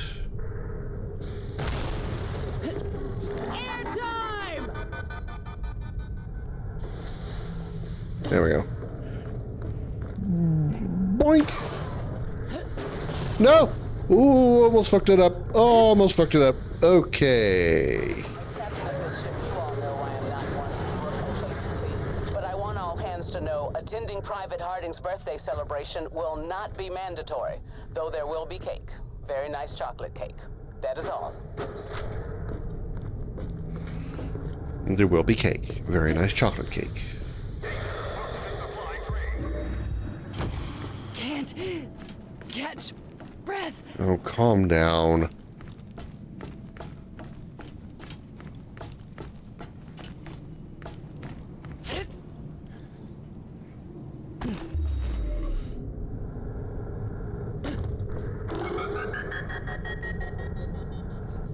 So was there one on the other side that had a boosh thingy? Yes! There is not.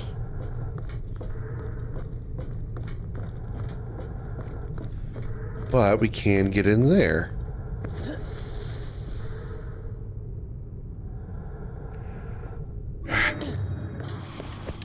Somehow.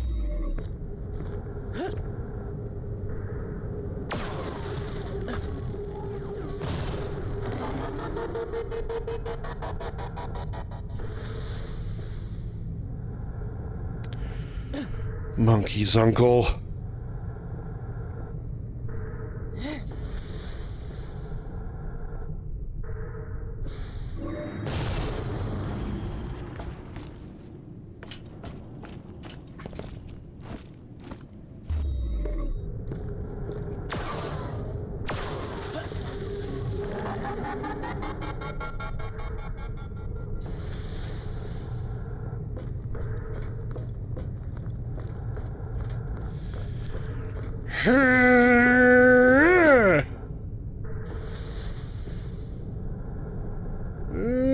I made it. Okay.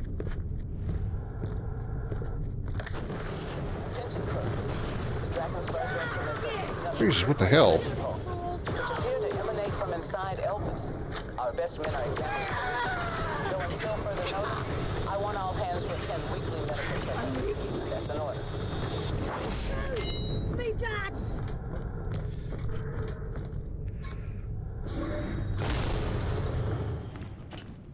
Okay. Got him.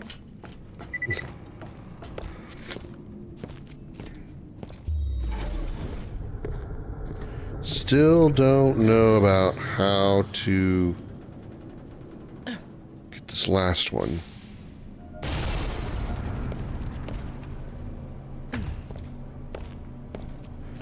Unless it's on another floor below me.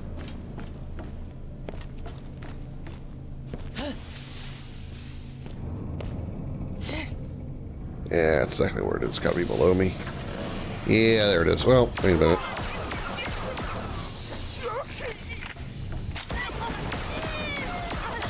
There it is. It was on that guy.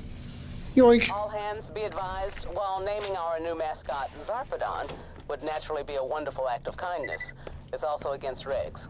Please choose another. That is all. Real! Get back to that stubborn door. I'll work on a bit of sound magic. I work on a bit of sound magic.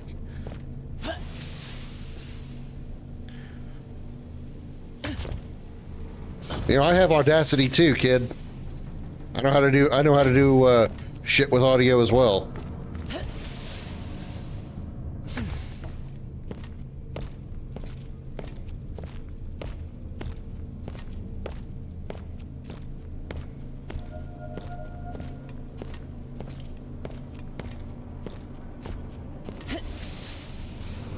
Boing. I didn't make it. Oh, somewhere the wrong way. Yeah! I'm so excited! Nice work! Let's see if your Uncle Pickle's got what it takes. Give the door a try. Attention, I am Zarpedon, captain of the Drakensberg. Welcome, Captain Zarpedon. Ha! I've still got it. That's incorrect. You still got it. Is the correct way to say it.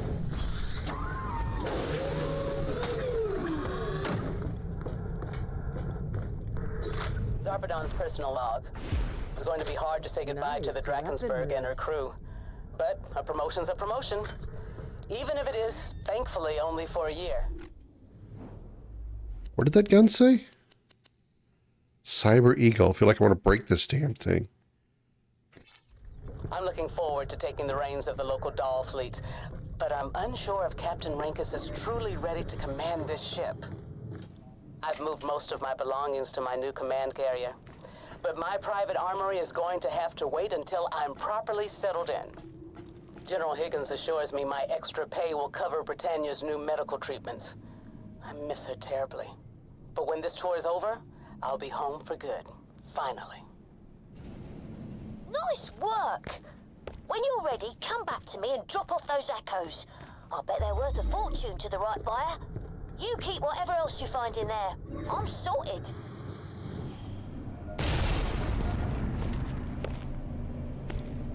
Okay. Eee. Boink. Eee. Doink. I feel strong. Urgh. Even though I sound like a robot hitting the ground whenever I land. Why am I so hungry? I hate me too.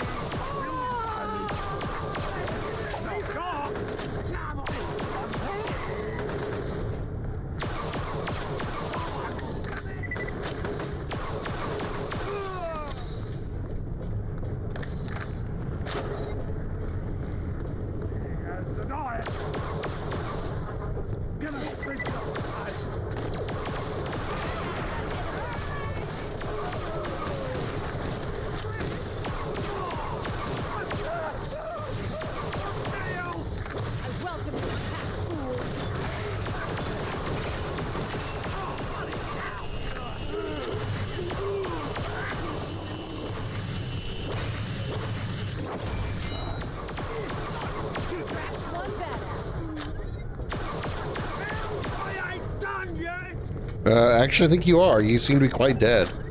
Which typically means you're, very much done. Very much done.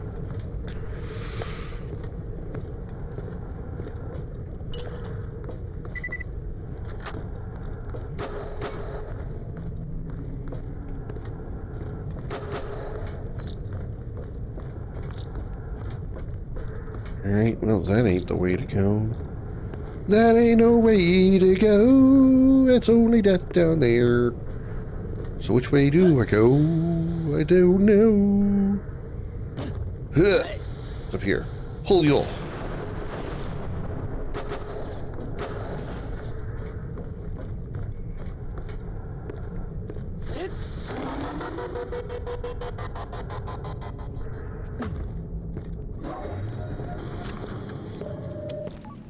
High quality, low prices, and no questions asked.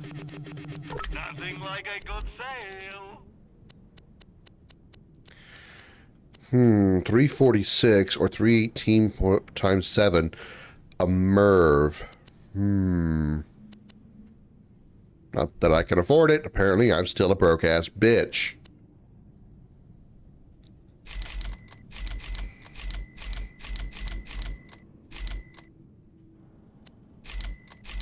Goodbye, friend. You shop anywhere else, I'll have you killed.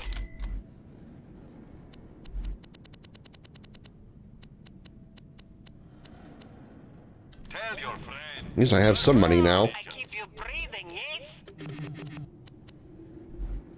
Nana, take care of you.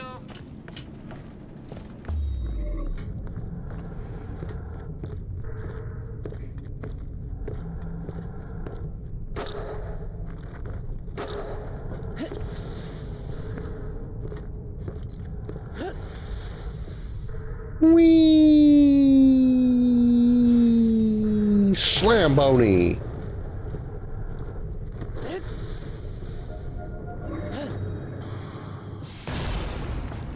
Welcome, customer.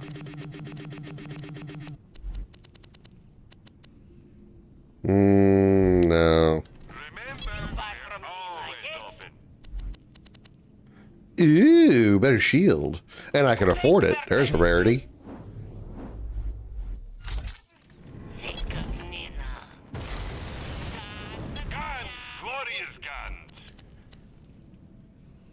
Never knew what Merv meant, and Merv meant to Google it and found out. Yeah, I mean, I hadn't actually heard the term Merv either until this game, but yeah, I don't know what it stands for or anything, but I do know that just means like extra explosives when you throw your bomb, when you throw your grenade. Also, hi Xander, welcome in. Happy Thursday, good to see you, and see you around a bit. Hope you're doing well.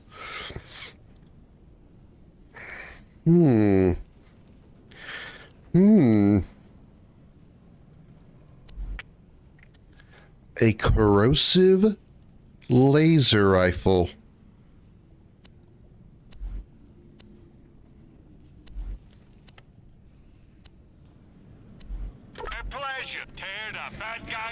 Multiple independently targetable re-entry vehicles were originally developed in the 1960s to prevent a missile deliver multiple nuclear warheads with different targets.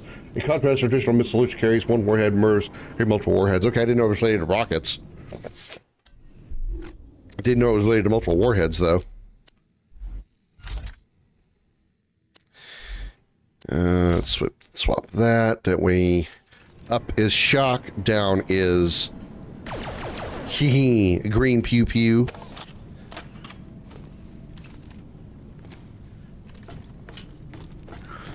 You can never be too well armed. May it help you kill many things. Don't have too much fun. All right. Oh, I can just do that, I guess. Boop. So a grenade in this game, the nuclear grenade? Nah, it's not a nuclear grenade. I've used MERS before. What it does is it spawns what they call child grenades. You throw one grenade, it explodes, shooting out a bunch of smaller grenades, and then they explode, just basically increasing the size of the AoE area. or redundant to say area, expanding the AoE. So if you survive the initial explosion, you're likely going to get cleaned up by the child grenades that spawn after it. As I can show you one, it's not going to cost me anything. Just pick it back up like I want to throw it. Explodes once. Oh, I'm not using the MIRV now, am I? Nope, I'm not. Whoops. Can't demonstrate what isn't there, but you get the idea. Yeah, cluster grenade. That's good. Yeah, that's definitely a way to. That's a better description. Cluster grenade.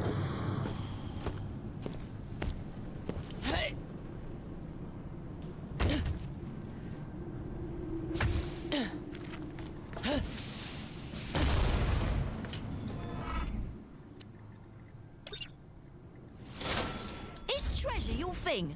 Well, this could be your lucky day. I reckon we're about to hit the big time. I've got me mitts on an echo what says there's a treasure map in Outlands Canyon. Could be nothing, but I'm a dreamer, me. Grab that shovel, head over there, and see if you can dig up that map. Head over there. Okay, mate. I'll head over there. Ace! I'm sending some coordinates to your echo. Head out, and I'll give you a bit of a chin wag to fill you in. Whoa, this is gonna be lovely jubbly. I get it. You're British.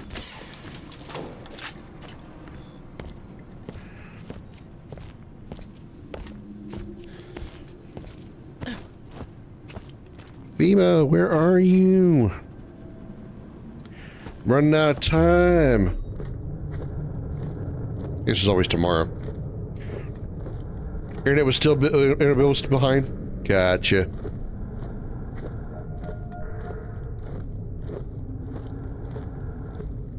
Well, I'm glad you're back. You can see that on the pinned comment that I've changed my pinned comment, not pinned comment, that I have changed my schedule, my stream schedule by a little bit.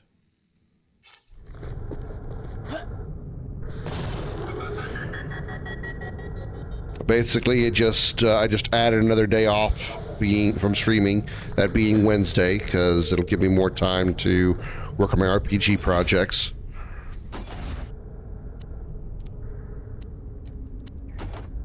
Which I've been doing a lot of.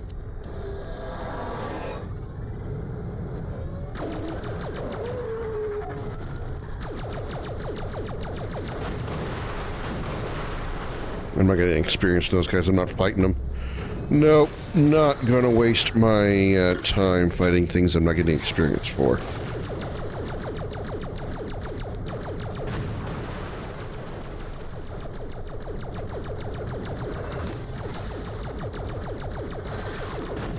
I say that immediately continue fighting them.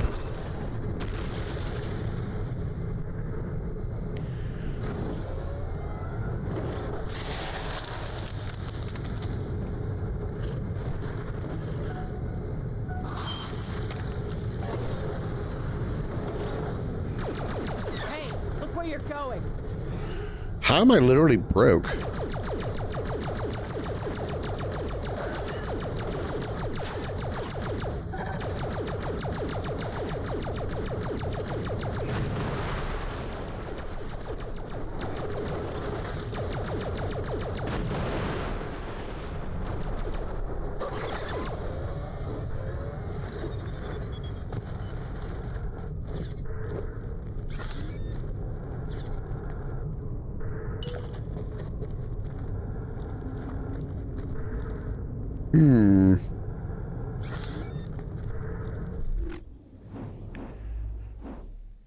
Yeah, $16. Wow. Okay.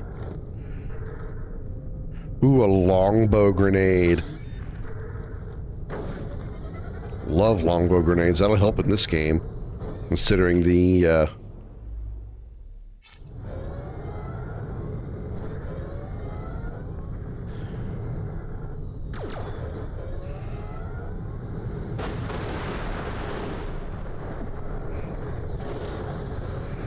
well, shit. Oh, made it. Okay. I was gonna say, Longbow grenades are good considering this game has a severe lack of...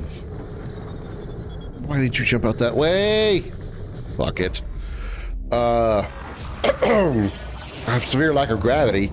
Sure makes throwing grenades difficult.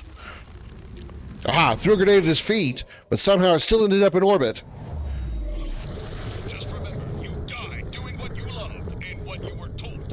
No, actually, I died from falling off a ledge. That's not what I love to do, believe me. I get no satisfaction from self-yeeting. Ready yourself, badass. Head our way.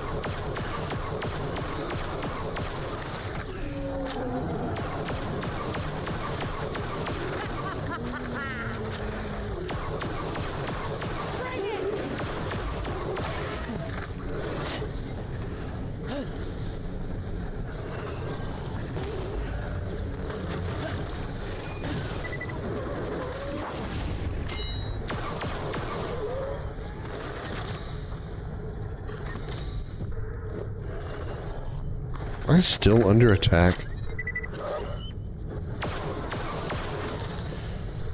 Jesus. You're a persistent bitch, aren't you?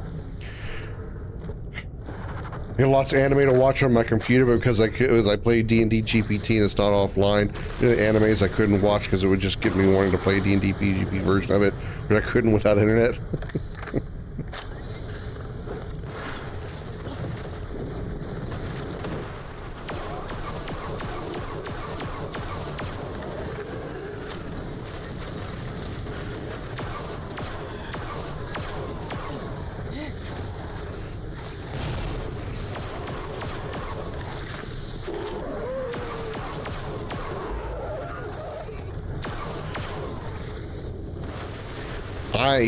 I cannot see what's around me.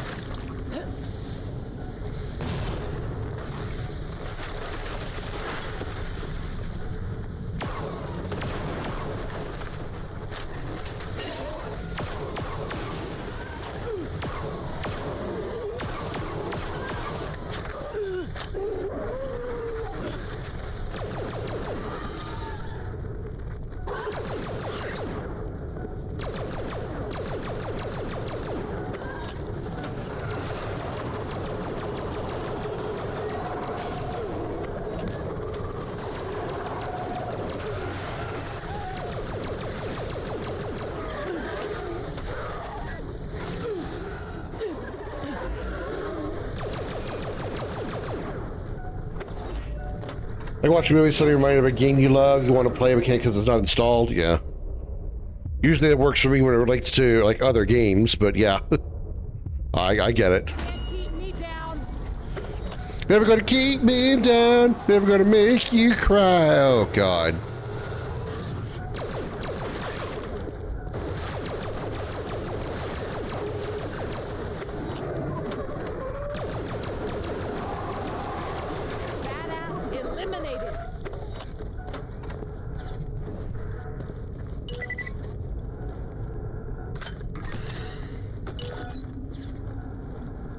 Are we done now, please?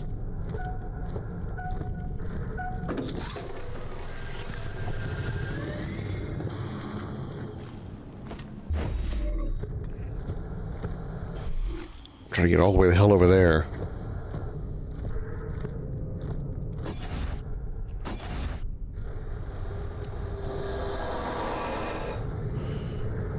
Whee! I gotta go through there? No. Oh my God. Navigating this game is a huge issue.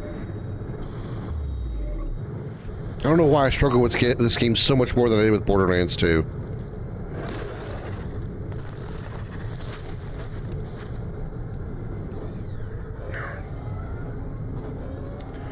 That jump is not what I want. Nope, I certainly don't.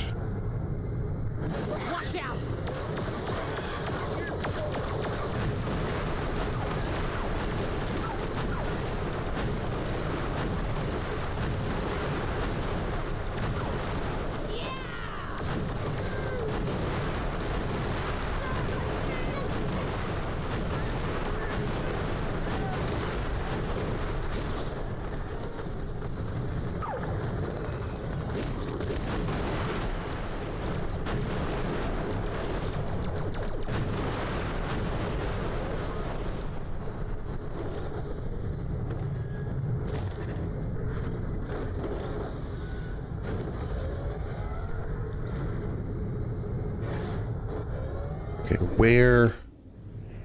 Somehow I still need to go that way. Ever seeing this game on YouTube Outside the Box channel? They mentioned this game for their don't pick these perks for these games lists.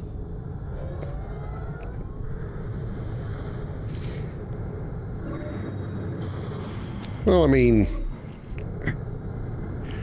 it's not as good as Borderlands 2. Not even close. Borderlands 2 is incredibly good. There are some things that are nice about this game. Like, you know, the fact that there's laser weapons in it, which is really, really good. Like, the laser weapons are actually very fun to use. Shit. Very fun to use. Jesus Christ, what's throwing grenades at me? Throwing giant bombs at me. What the fuck? But the lack of gravity, and you have to deal with, like, limited air, it's not fun. It's nothing but annoying.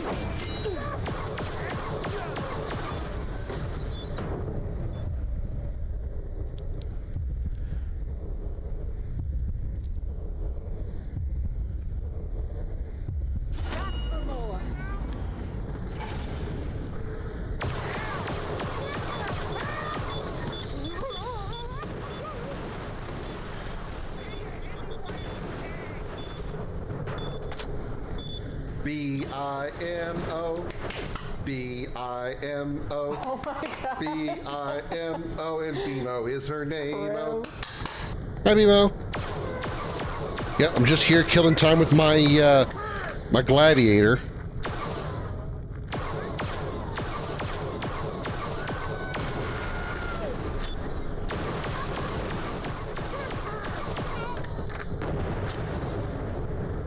Okay. This is the way I need to go.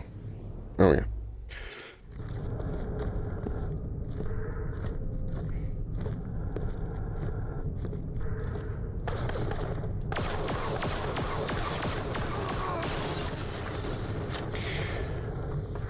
Kill you.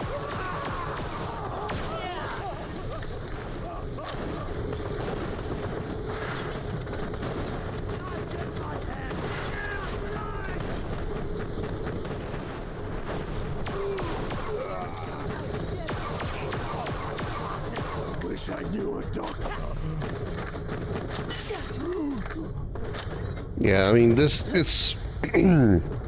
I like the laser weapons, and sometimes the ground pound stuff is kind of fun, but I would trade in the ground pound stuff if they just had normal gravity and no air. It's just not, it's not fun. I'll get the skew if it's listen to me. Hey!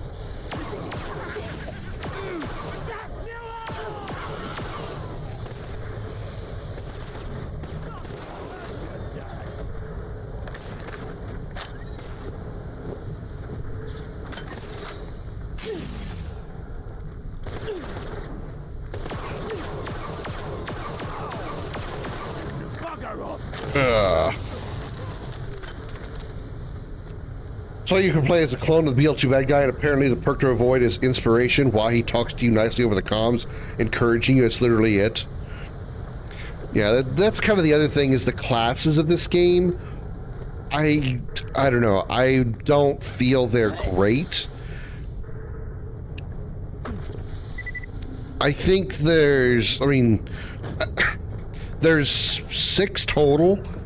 I think the claptrap one is really meant to be more of a gimmick, joke class, not really a useful one. The fact that it has the fact that the mechanic involves randomness, like it truly random. A shock weapon, but a not better one. I'm already using shock. Okay. Like the super for claptrap is completely randomized. What's that dodgy-looking geezer about it? You're after the map that was buried here, aren't you? Well, I dug it up. And I don't care for that. If I want to use a super or something like that, I want it to be reliable. I want to know what it is beforehand, and that's not what claptrap does. I ain't giving up. It'll end up at the research facility garbage dump nearby. If you get your skates on, maybe you can find it. Seriously? Yeah. Just think of the riches if it does lead somewhere. Updating your echo now. The doppelganger, which is the Handsome Jack clone kind of thing, is, I mean, it's more useful than the Claptrap one, but it's really just meant to be sort of like, it's sort of like a Beastmaster kind of thing, like a pet master type of character, but without being good, because you can't really control your pets, so to speak. They last for a very short time, then just continue respawning until your super gauge expires. Oh, that ain't our flipping treasure map. Keep digging. That ain't no use to us. Looks like we got to bend our back some. Not afraid of a bit of hard work now, are we?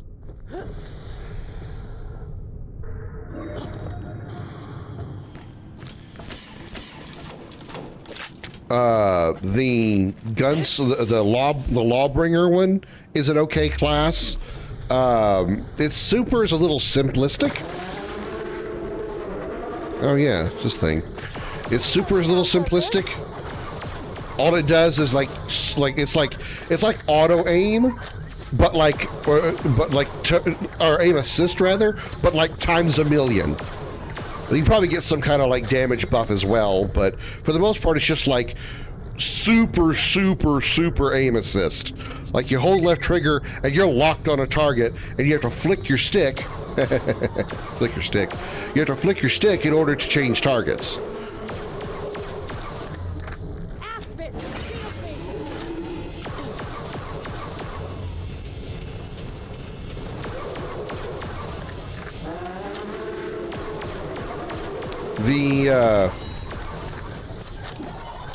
The Baroness is basically just a fancy mage, like just mostly an ice mage, but it's a mage.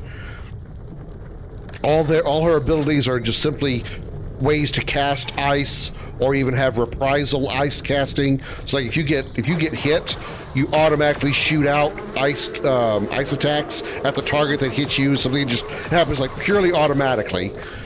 So that's kind of nice.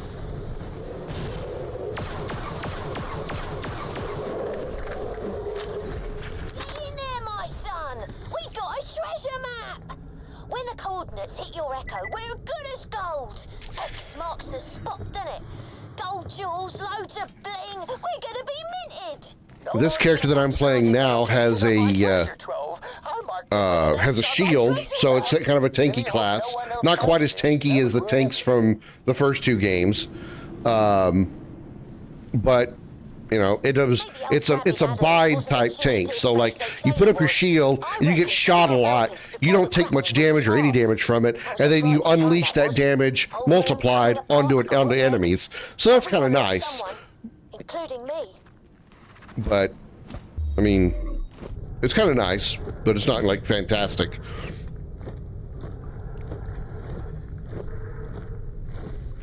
Those are probably the two classes that I like the most, is the Baroness and the Gladiator, which is the one that I'm using right now, because of the shield, the kind of tankish aspect of it is really nice.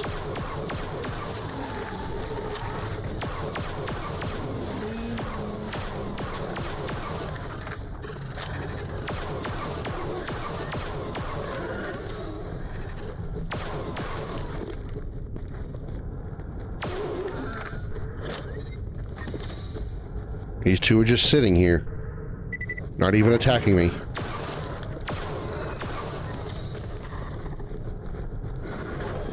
That was graphic. And that's another kind of thing that I've noticed, and BMO's noticed as well as we've been playing. Bugs. This game has got some bugs. There's been times where the game just isn't working right. I definitely feel like this game was made by a team that it was not the team that made Borderlands 2. So they didn't... It's sort of like how kind of like Final Fantasy X and Final Fantasy X-2. Final Fantasy X-2 was not made by the same team of people that made Final Fantasy X. Hey, is that it? A heap of rocks? Oh, I get it. We gotta go through them. I know. I bet there's some bang sticks at the Hydro What's-It station. A nifty bit of fingersmithing there, and we can be back here. You're really thinking to come into Mama Bug? The Mama Bug that I killed? Oh, you're like, well, Mom's dead. What the hell do we do now?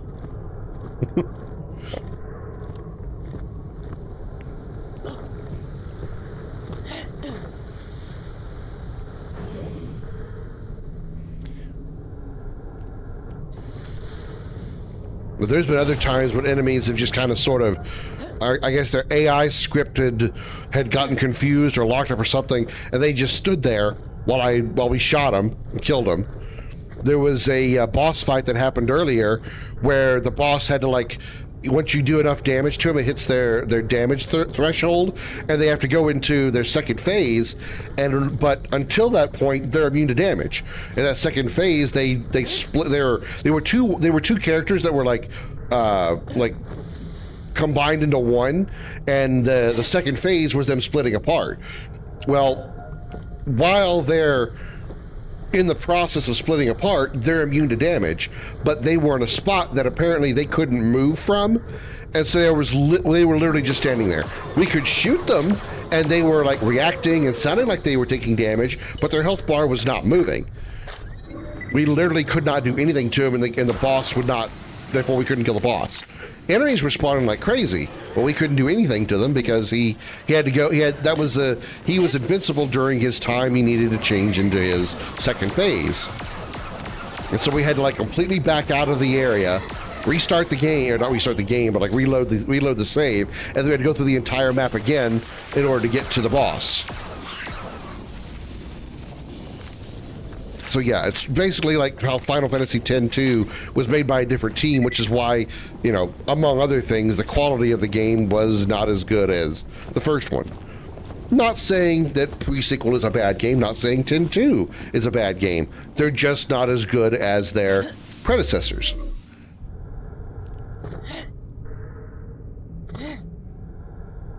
And that quality, unfortunately, shows in this game.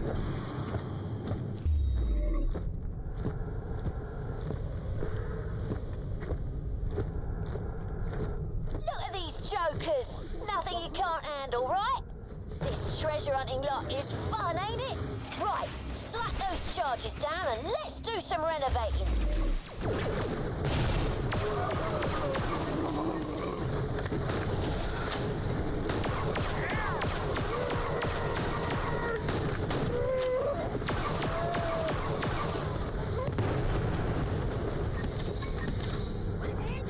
Who else wants some? Ugh.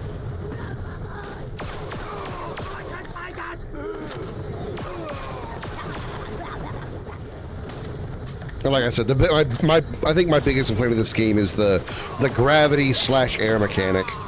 It's just not something that needs to exist. They could have still had this game be placed on the moon, and they had some kind of terraforming. If they want to put like a scientific reason behind it, they could have had a terraforming device that actually gave this moon atmosphere. So that's why you're able to have similar gravity and air even outside on the moon of Pandora, you know.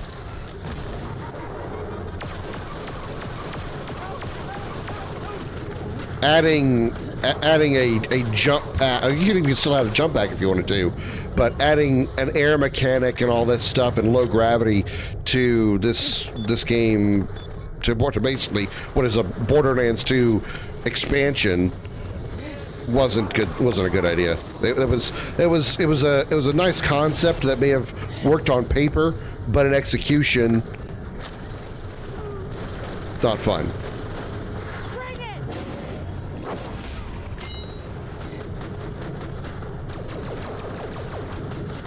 Hold on, I got itches.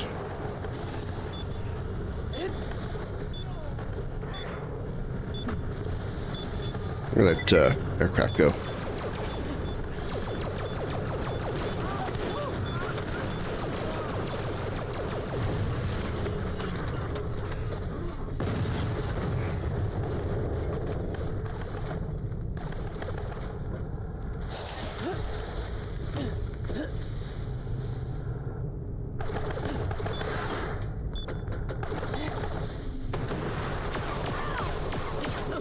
My shelter.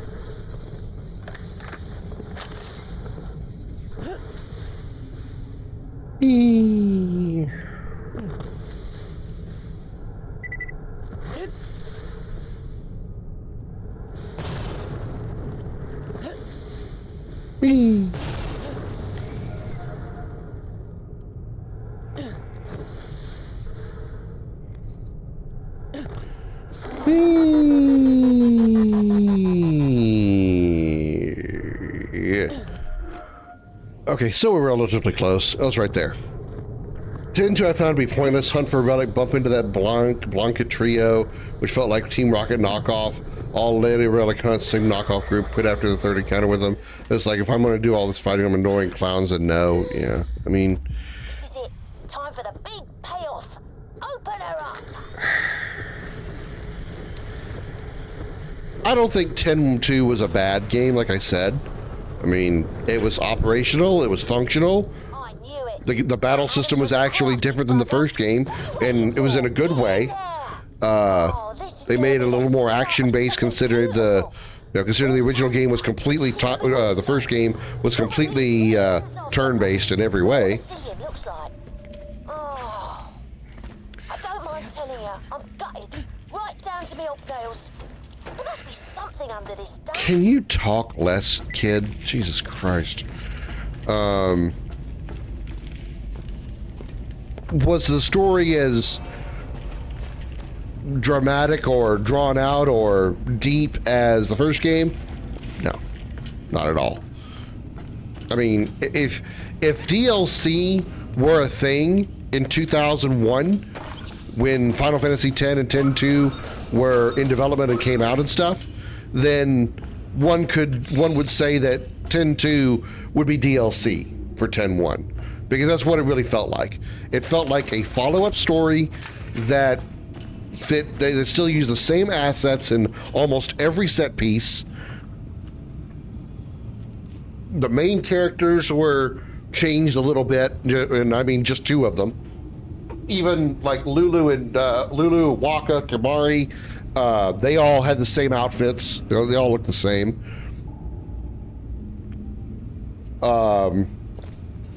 She's coming back for me. She's coming back. Door home. It's mine. Coming back. Damn, like still isn't dead. I don't fight imaginary people.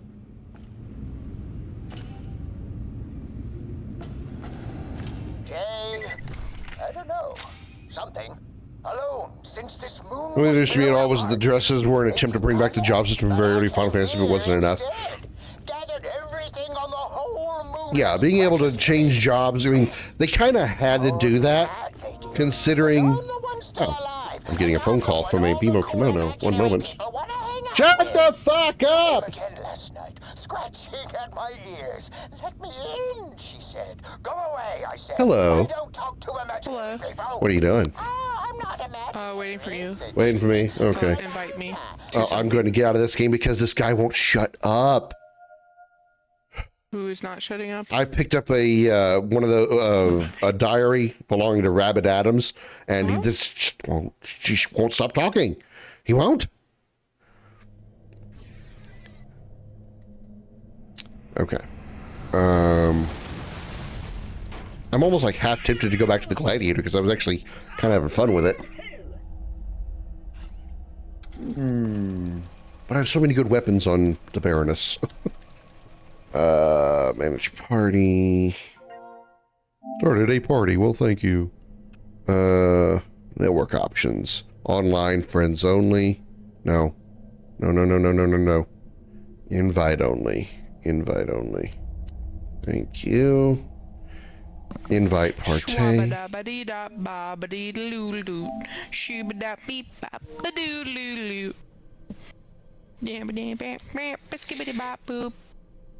But yeah, they had to do the turn base they had to do the dress sphere swapping thing for job systems because they literally had a 3-character party. They had only a 3-character party, so there would be no way to actually implement multiple classes into a game that has already proven that it has used multiple classes before in the entirety of 10.1. So the only way they could do that was to have dress spheres to be able to switch jobs. If they had a full party of 5-6 people, then yeah, they could do just like in 10.1 and assign a single class to each character.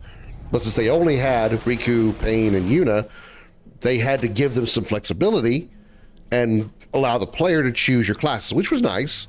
And depending on how you changed your, like what order you changed your dress spheres in, you actually got another buff depending on like what your card was. You had like different sort of like cards that had your choice of dress spheres in it. And those dress spheres, if they were changed in a specific order, you got a buff out of that. So that was kind of nice. But outside of that, yeah, I mean, like I said, it's I think it gets hated on more than it deserves. I don't think it's as bad as everyone is like, complaining about, and like I said, I think it gets more hate than it deserves. But yeah, it's not 10, obviously, but it isn't a trash game either. It's just like I said, if there was fun. Yeah, if DLC had existed in the time that 10.2 came out, 10.2 would have been DLC for 10.1. Yeah, that's how there is to it. Because that's exactly what 10.2 was. It was the same game because they used the same assets on everything, but with a few new places that you could visit, with a slightly additional story.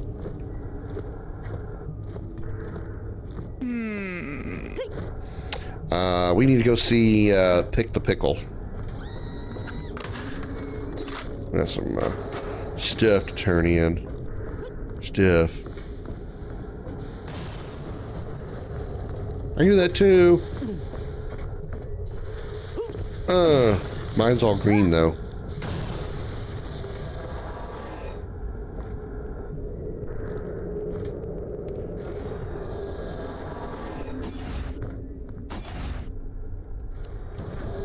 And in a similar, I guess, mindset, if you will, Final Fantasy 13-3, or Lightning Return, whichever you want to refer to it as, is kind of the same thing in relation to 13-2. Every time you land, you let loose green poo. Yeah, I have the jump pack that we have, or the air thing that we have. Depending on which one you're using, allows you to burst when you land with a specific element. When BMO lands, she spews out a bunch of ice. When I land, I spew out a bunch of corrosion. That's why there's the green goo come around me.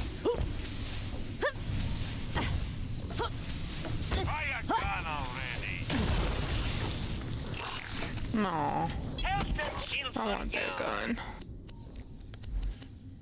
We have nothing to sell. Oh wait, yeah I do. No I don't. Yeah I do. Which one are you trying to get? What do I... Lock and load. The corrosive or the shock? Whoa. I don't know. I don't know which one's better. Well, they're both better than the one I have. The corrosive one is a shotgun type. Shoots multiple blasts at a burst. You can tell because it's a ×3. The shock one is a single shot, or not single shot, but like a regular laser assault rifle. What do you like? So acid, freezing acid. Yeah, basically, exactly. I haven't really used them very much. I'm trying to add one to a slot. But I don't know what do you like? Well, between these two, I would probably pick the splitter, the corrosive one, because the ×3 is multiple beams at once. Okay, let's try it out. It's definitely better than the one I have. Okay, yeah, that's way better than the one I have. Okay. Why loot the dead when you can buy from me? Nina, keep you alive. Okay, so I have a shock pew pew, and then I have a trace rifle. I want a fourth slot. God, dang it. Yeah. See, the thing is, I'm going to do 3 lasers and a sniper rifle, so I'm probably going to be like out of ammo most of the time. You're silly. Unless I like completely stock up on the backpacks for that ammo type, which I could do. I have 153 moonstones. Good lordy, Lou. Had this feel I had before. Too bad you can't like set your outfits in this game to like match your element. So like if you're using a green weapon, your outfit immediately becomes green. It switches to shock, it becomes blue. Oh, I know, right? Okay, we need to go where's the teleport thingy? Oh, it's right here. Isn't it? Wait, what? No, it's this one. I am so confused. Oh. I just didn't know if there was a specific place we needed to go. Just Outlands. Yeah. I'm kind of befuddled because I was slightly behind with my other character, so I'm trying to like put my brain back in where we were here. Of course, it's also been a week since we played. Okay, we need to go see the little guy. I wish I didn't get home so late every freaking day. I don't get home till almost 8. You'll be free tomorrow, right? Yep. Well, for the most part, I have a stupid meeting thing at 10, but that's early, of course. And then I have a massage at 4. We had a good old chinwag, but oh, she left you a fancy rifle. Said it was too mouthy for her or something. Huh? Okay. Here's a thought. A game that doesn't exist, one you wish did. Not a sequel or remake, just one you wish did exist, would pounce on immediately if it did. Back already? You still working on that thing I asked you to do? Mine. Oh, it's over there.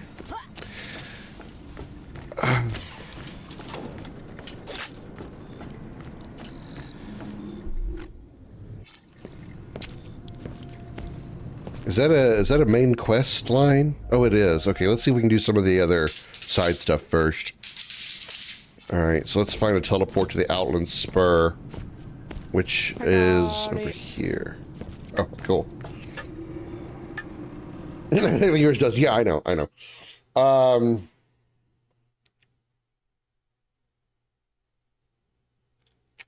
Well, this is going to segue into another conversation, so I'm going to bring this up.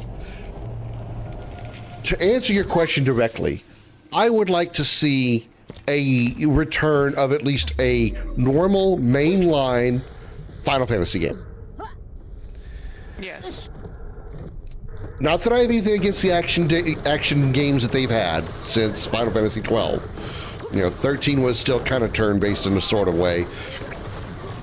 But, you know, 15, 16, both purely action games. I mean, 16 was even felt more like a Devil May Cry than an RPG in general. But a classic turn-based JRPG style Final Fantasy game. And just so it isn't like, just so it appeals to more people, have similar type of things in the combat to allow the player to still remain active while their turn is not going on. That's one of the many things that makes Expedition 33 good, is even though it is the classic turn-based thing of when it's the enemy's turn, you just have to stand there and watch. No, you don't. You actually have to block, or you have to actually parry. You have to dodge. You have to, jump. You have to do the different types of evasion techniques in order to avoid taking damage. Something they didn't come up with that on their own. You know, other RPGs, turn-based RPGs, had those mechanics. Super Mario RPG, for instance, was, as far as I'm aware, one of the first to do it, where you actually had to press the button at the right time to reduce the amount of damage you took from an enemy attack. Or when you're attacking, you push the button at the right time to get a boost in damage. So, a Final Fantasy game that has the turn-based mechanics and still have a thing the player can do when it isn't their turn to keep them in the game.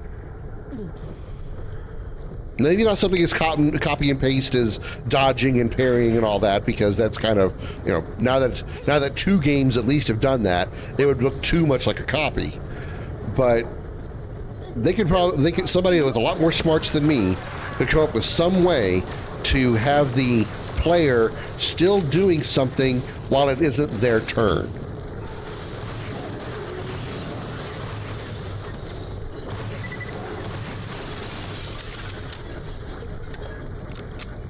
Now, that's going to segue into something else that I read about, that a shareholder for Square Enix has said that due to the success of Clair Obscur Expedition 33, they want Square to make their next Final Fantasy game a turn-based game.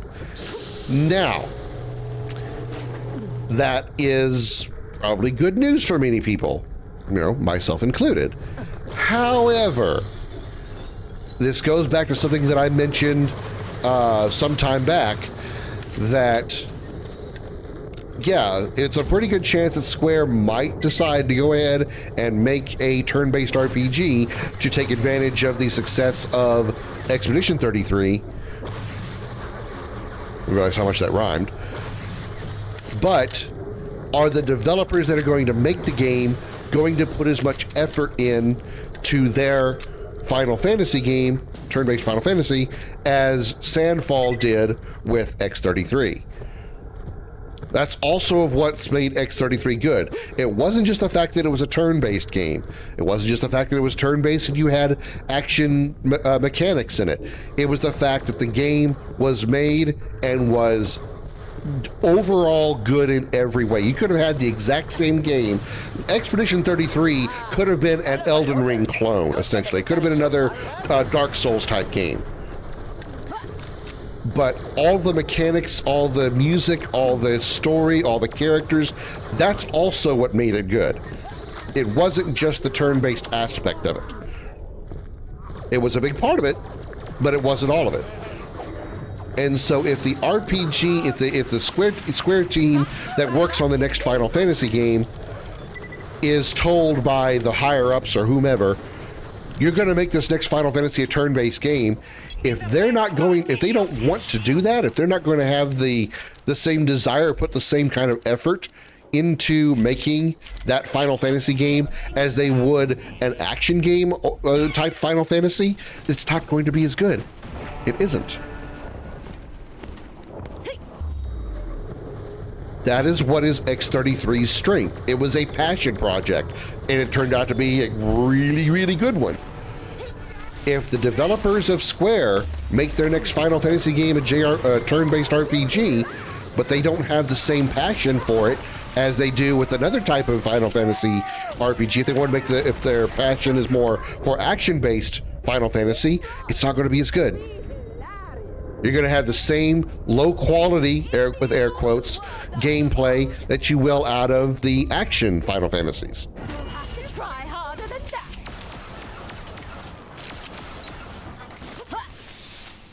Either that or you're going to have to pick developers who have the passion for making a turn-based JRPG. I would advise against trying to hire like the Sandfall team, because they're not going to want to do that. They're not going to leave Ubisoft to join Square. No, they're not doing that.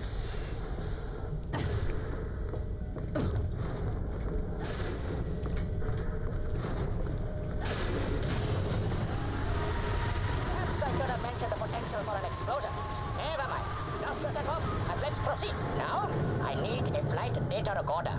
My sources tell me the old Drakensberg recorder's in the grubby hands of a simpleton junk collector named Tony Sluice.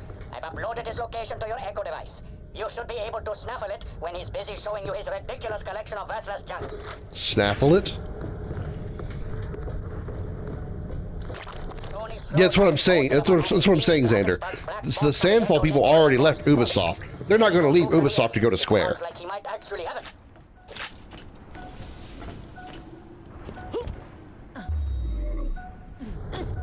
When I was talking about the fact that Square needs to hire or choose their team to be passionate about making a turn-based JRPG, you know, one could say, well, they could just hire the Sandfall team. They're probably not going, even if they did all make that offer, they're probably not going to accept it, because why would they leave Ubisoft to end up going to Square? They're going to stay their independent studio.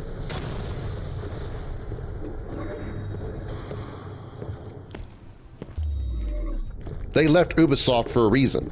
They're not going to leave Ubisoft to make their own company and then join another corporation. Some might, but I'm guessing the majority of them probably won't. It's like going from one snake to another snake. That's the basic perspective. Also, the running mechanics in this game is so bad. I feel like I'm so slow even at running speed. They commissioned the studio, but they did the same with Obsidian. Possibly, but also they have to keep their hands off it. And Square can't do that. Square will not be hands off. Anyone in need of healing? Anytime a corporation that has had like the type of experience that the Sandfall people have, if they have to deal with a corporation in any way, they're not going to be thrilled about it. They're not going to work well, because they know that corporation is going to stick their fingers in it. Jesus Christ, there's so many Kragans over here. What happened? Was it a Kragan slumber party?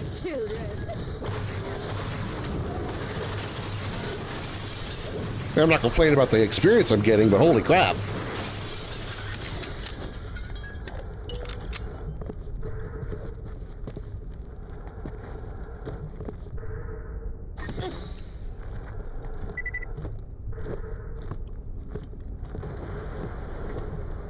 If the higher-ups at Square can keep their hands off and keep their fingers out of what Sandfall is going to try to do with their, assuming they got hired,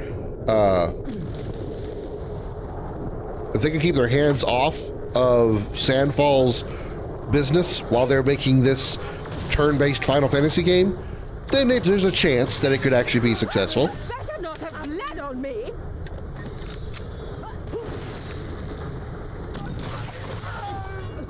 But you also have to think about this. Even with Sandfall, that may be the only JRPG they wanted to make. They may want to make other genres of game now. Especially now they made so much money with X33, and still are. I mean, holy crap! They literally came out with the numbers that in 33 days since the release of the game, they sold 3.3 million copies. No joke.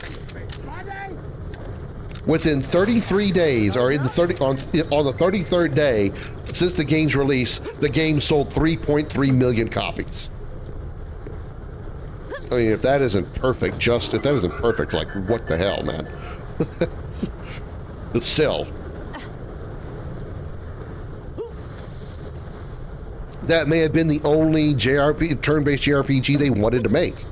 So even if Square did go to them and say, will you make a turn-based JRPG for us, Sandfall may not want to. Because they did they had their passion project. That was the one they did. Now the next game they want to make could be a Souls-like or a roguelike. What are you trying to say, what's called you, Marrow? I don't know what your Oz kit is at, but this one has a lot of let me look. Like I can't afford it, but 143 capacity, 15 slam damage. Okay, yeah, you're way better than mine. Yeah, I got like 1,000. I can't afford that. I got $1,900. If I can get there, I'll buy it for you. Sure. I'll be lighting things on fire, but I don't care. It's Well, better stay. damage. Actually, I was going to say stay in the shop because there is a timer to them. If you stay in the shop, they won't reset. The timer won't expire. Okay, it's at 1 minute. Okay, I'll be there in less than a minute. I see you. Here I come to save the day. Oh, boy. Okay. You want the Oz kit? The which one? Yeah, the item of the day. It's better. Like everything's better than my Oz kit. That's 5,000. It's 5,700. Yeah, I know. I only had 1,000. Oh, yeah, I thought you said 19. No, no. I was like, "Guh." I told you it was 5,000. You said you only. You said 8,000.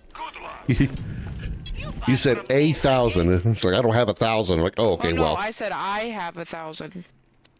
Either way, I'm broke ass too. Yeah. Don't touch the exhibits. Oh, hello, sir. I've visited a few of my famous collection of rare starship parts. Make a small donation and we'll get started. Okay. Why is everybody on this moon freaking British? What a pleasant surprise. Now, let the grand Brit, tour Scottish, begin. Irish, Welsh. And keep your meat hunks off the exhibits or else you and I are going to fall out and that will get real ugly. No, I bet it won't. From what I gathered, Bethesda did want to be hands-on, but Obsidian shot that down. But Bethesda did end up screwing them later. Reach this number of sales by this date, get a bonus, and sales were mega shy of the target, like a few hundred or less. Pretty much why it seemed Obsidian gave up after, because Bethesda were dicks about it. I mean, we've all seen what I was going to call him Tony Stark. This looks like a bird cage, right? Wrong. What's the freaking dude's name from Bethesda? Todd Howard. Todd Howard doesn't have all his ducks in a row. They tried to put it straight back in, but the crusade was, you know, exploded.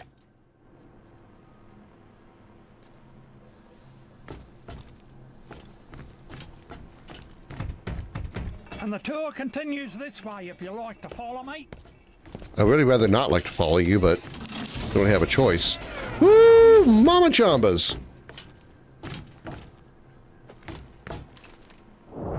The best thing I got Are those good for you? Because I want the fire one. She suffered a critical engine failure during the crackening and came down not too far from here. Had to fight off a lot of competition to get it. I don't mind rolling my sleeves up when I have to. Goodness, that's actually it. Oh, it's a sniper laser rifle. Hey, no handling my exhibits. Eat a dick. You're not here for the tour at all, are you, you darn crook? Let's test out this new rifle. Come on, become an enemy. Please become an enemy. I am. For stability, I'll update your echo post-haste. The local ingrates won't be too happy about you taking it, but I'm sure they can be reasoned with. Well, I didn't expect such a robust defense from Tony. Still, progress demands sacrifices of us all. Oh my god, he turned enemy. I fired one round. I didn't even hit his head. I did not even get a headshot. One round, that dude died. Oh boy. I didn't even get a headshot. That dude died. Are we going to Outlands? I have no idea. I'm laughing too hard at what just happened. Oh, go for it. Oh, my goodness. That was nuts. I saw his health bar turn red. I just pulled the trigger and then he was gone.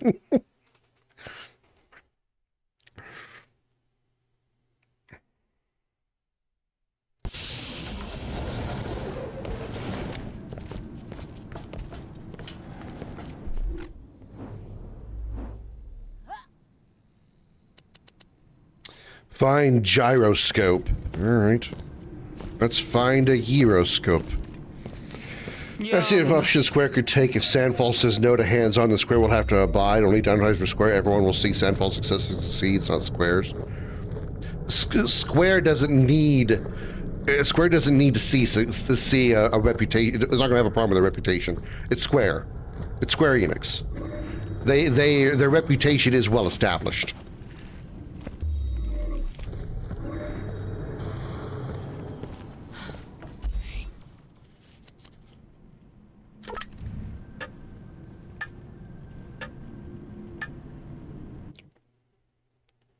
You know, it's like Capcom. Capcom doesn't need to worry about its reputation either. It's Capcom.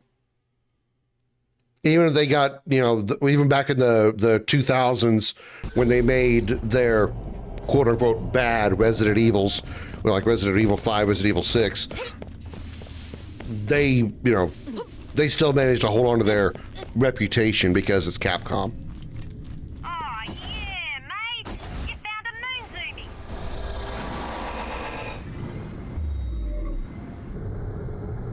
Sandwalk rate Final Fantasy better than Square? I mean...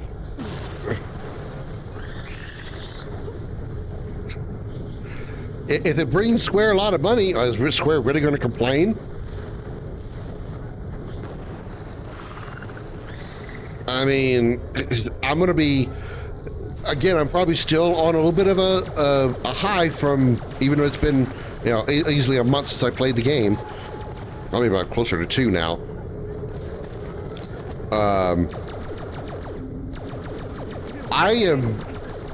I dare say Expedition 33 is better than any Final Fantasy game I've played. Even Final Fantasy 7, even 7 Rebirth. Now, granted that's a much closer scale. It's like the top 2 RPGs in the last 2 to 3 years would be X33 followed by 7 Rebirth. But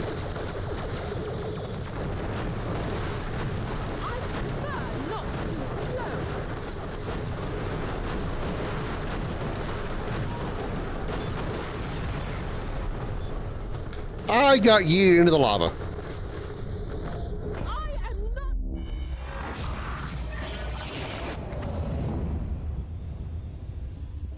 So on X33 alone, they've already done that.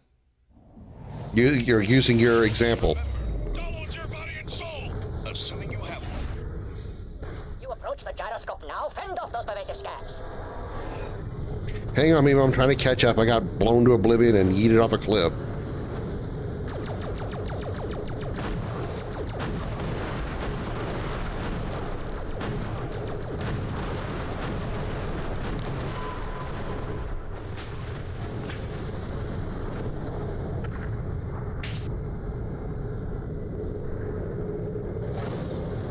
Honestly, there's no talking to some people. You wait, though. I will send the universe into raptures once Excelsior powers into the heavens, and my music plays for all to hear. Hold on. I don't know what this guy's talking about.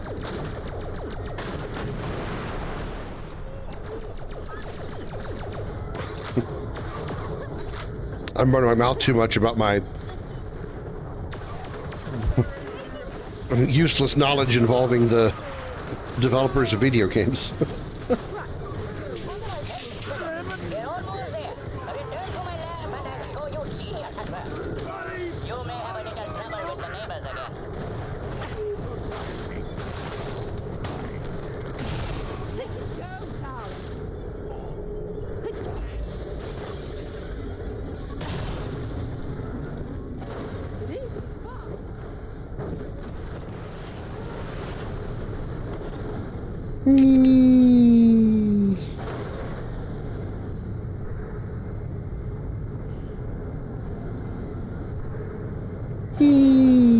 Boink, boink.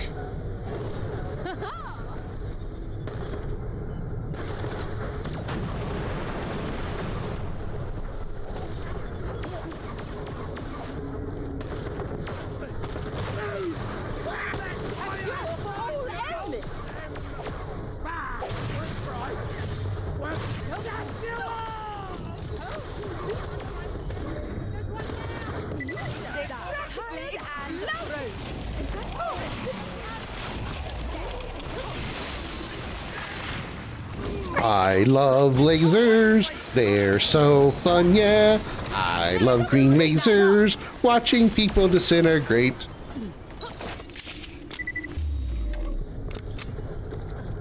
Am I twisted? Yes, I probably am. Because I'm getting excited about making people disintegrate.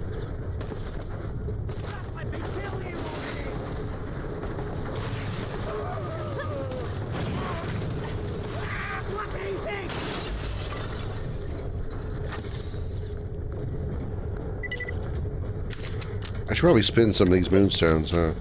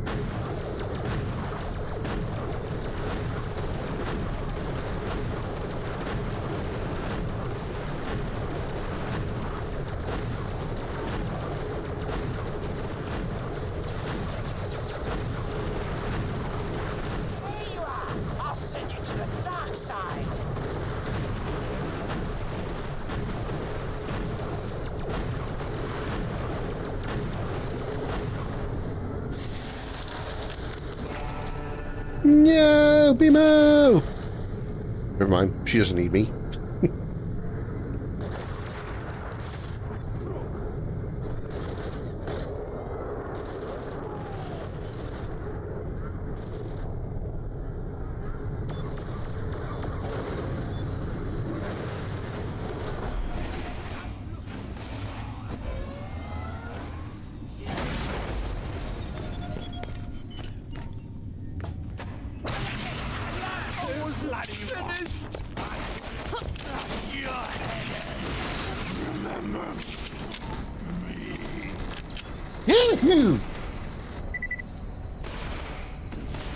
Sorry, Chad, I only had enough time to mute one mic and I thought it'd be Bimo's.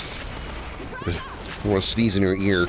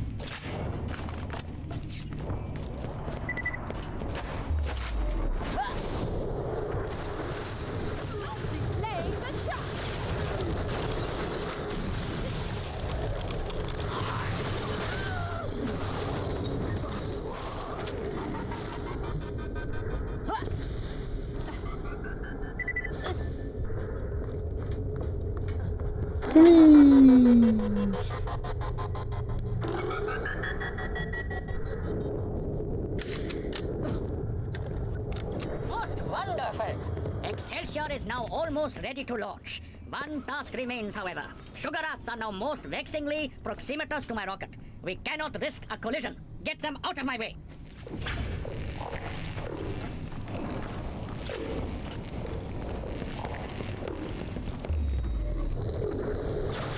Oh, shoot! Me and I am most displeased. Get rid of them. That's it. She's ready to go.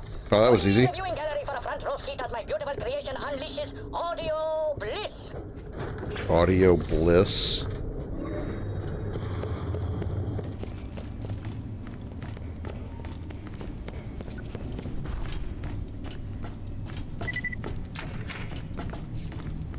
In 3, 2, 1, launch!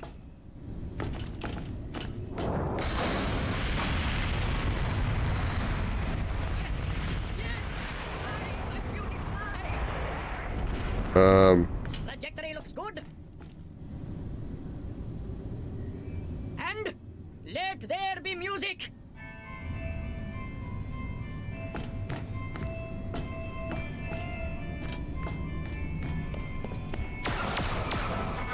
And wait for the thrill.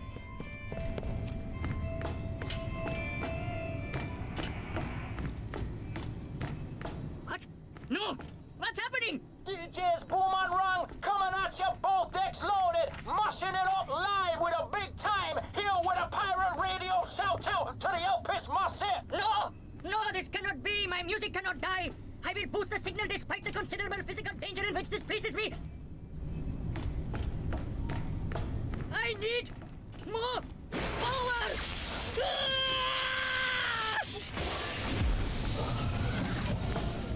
DJ's Boom and Rung will come back at you every time, throwing this out there to everyone who represents. Okay, that all happened.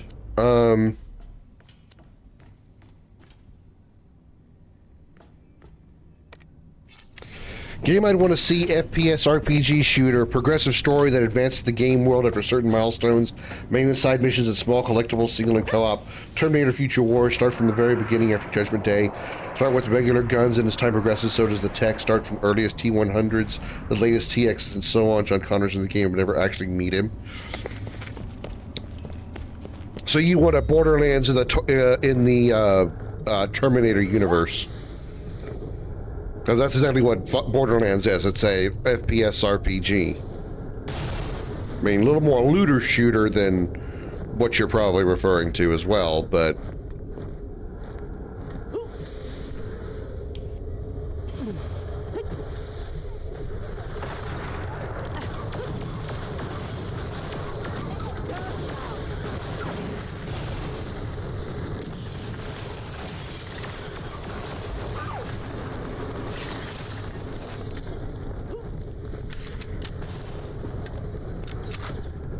Okay, so where are we going for this one?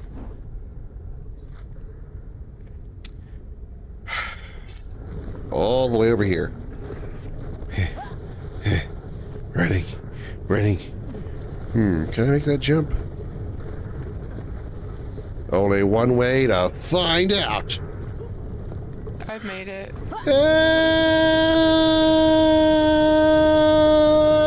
Oh yeah, I'm good.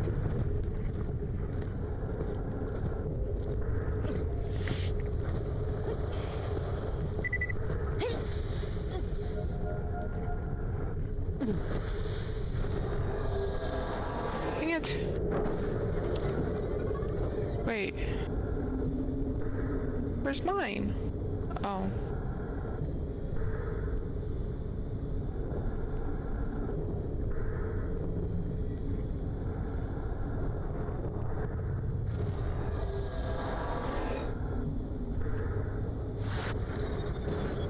I actually stole yours.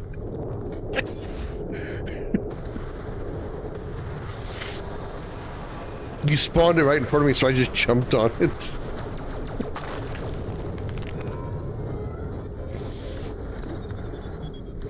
Where is it? Here?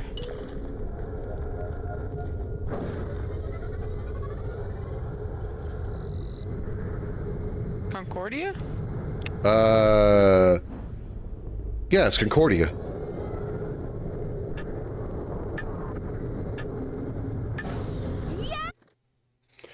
Obsidian plays Terminators trying to locate John Connor. His lieutenants can play as any Terminator model during certain milestone timelines. So you can co-op as well, probably versus campaigns too.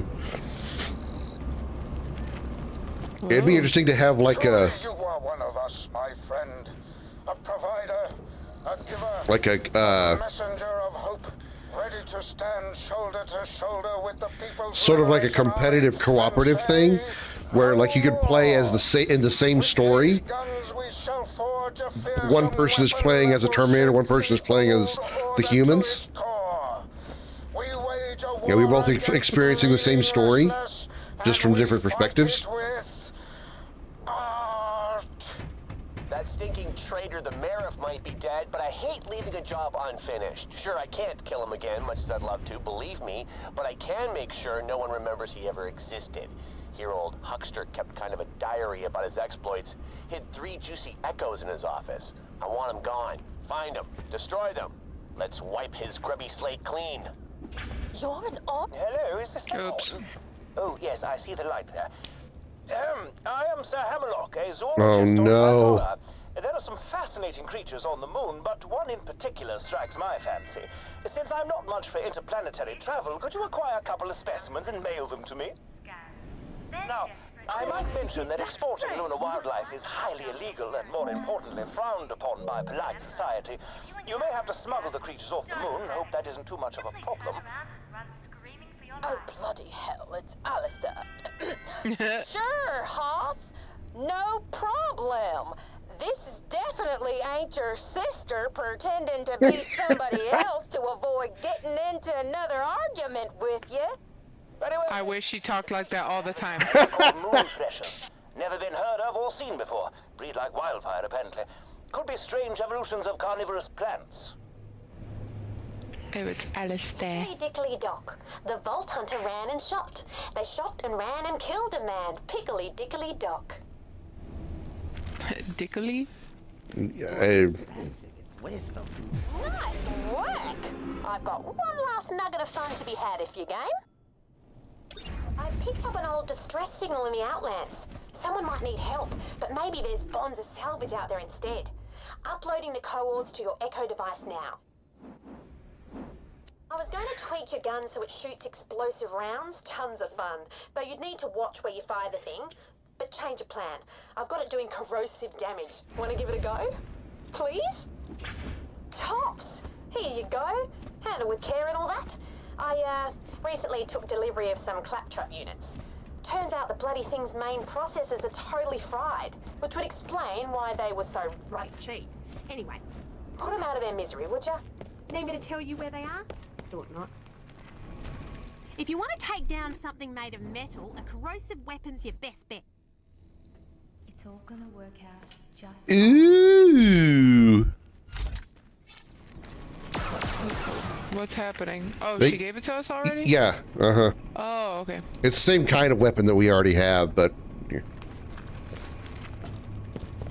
Not as good. corrode. Oh. I think we found them.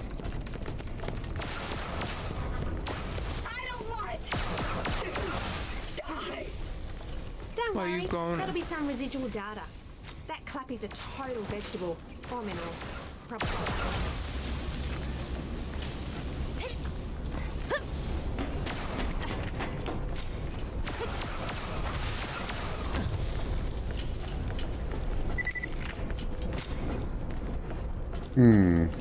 Maybe upstairs. Nope. No claptrap here. Clappity doo dah, clappity.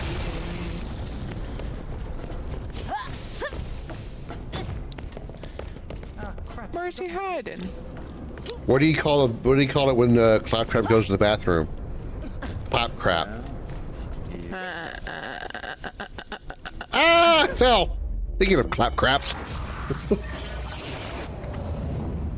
terms of gameplay clips for Fallout 3 or 4, in terms of the loot side, more like you have to acquire the tech, either by killing Terminators or stealing from Skynet facilities. You get some tech early if you know where to go and how to get out alive.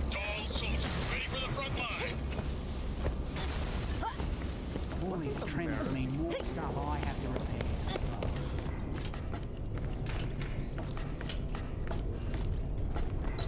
Yep, actually upstairs, is he? I just missed it.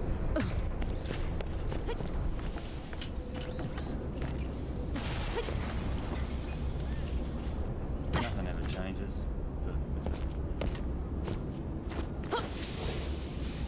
Where is this annoying robot?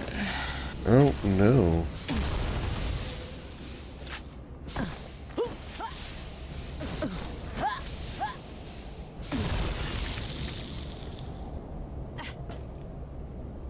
Clappity tribe, where you be at, bro?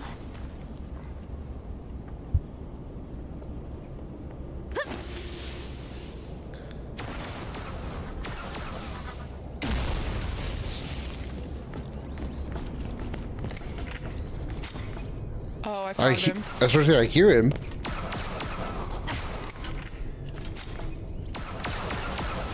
Good job. Come on back. I'll give that laser one last tweak and you can keep it. Now hold on one mother minute. Pew, pew, pew. Light guns? Seriously? Want a real weapon? Seriously? Power of explosions? The answer is yes. I don't care for you. I'm on a badass mission to explode all laser weapons. Hold to the coordinates I'm smacking into your echo and wait for instructions. Failure to do this will result in you being branded a huge a-hole. So he said all those cuss words, but then he said a-hole? What? Why not, right? It was in the moment. Head to coordinate. Oh, so it's not one of those things where you choose to go one way or the other, huh? All right. Let's go to those co-ords, as they call it here on Alpus. But for co-op, I'd say shared. Side missions can be done separately. Main missions have to be together since that would advance the story of the world and thus the war. Yeah.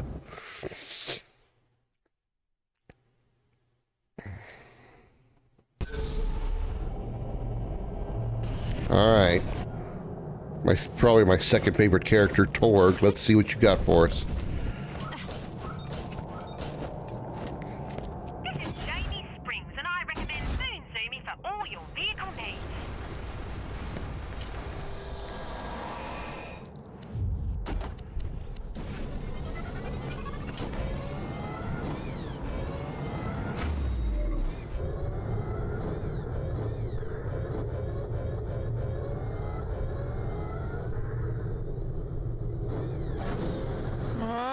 Why didn't it change the color?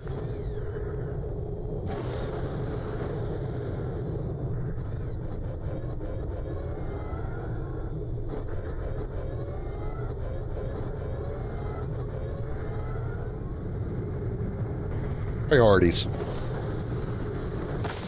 Right? Don't judge me. You said I was. I did it correctly. Yeah. Yeah. All right, so you got cojones. Stand still. I don't want you to get hit by this. Though that would be kind of awesome.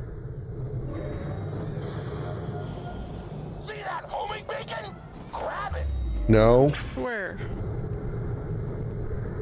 What homing beacon? Oh, it's so small.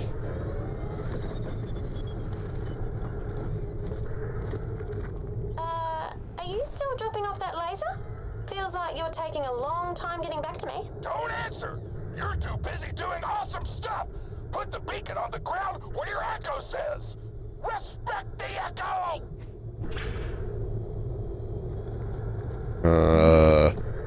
Okay.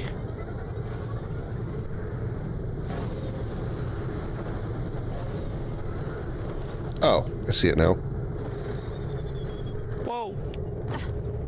Almost fell off. Put that flim-flam piece of laser trash next to the beacon and stand far away, cause things are gonna frickin' mother explode! Are we really? Do we have a choice or no? We didn't up to this point. I picked an awesome spot for you to watch the show! Hurry up! I hate waiting! Where is it? It's like 30 feet over here. No, my gun is gone. Oh, well, yeah, I took it out of our inventory. Oh, shoot. Oh. Had two vantage points. Well, it moved it. Yeah. Most times, Terminator could down you in 6 or less hits, depending on taking armor for Terminator, depends on the model. Take used against somebody, usually 20 hits or less. It's like you put a lot of thought into how the mechanics of this game would work.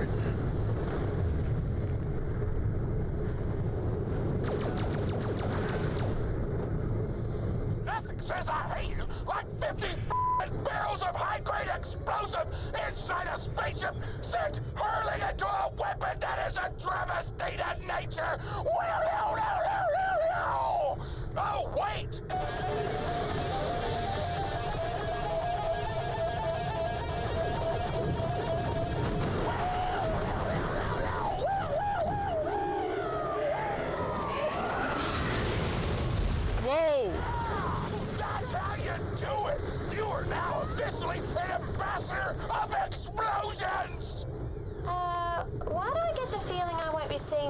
laser anytime soon. Big shame right there.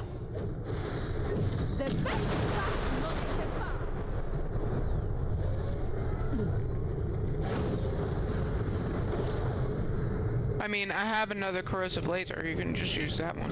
Yeah, same. And I have a laser. I have a corrosive laser.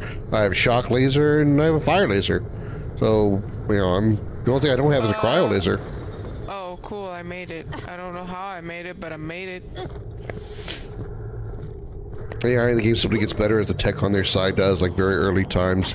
Really easy, right? The end, fight for your life, kind of hard. Yeah. Wait, where are we going? Here to Concordia.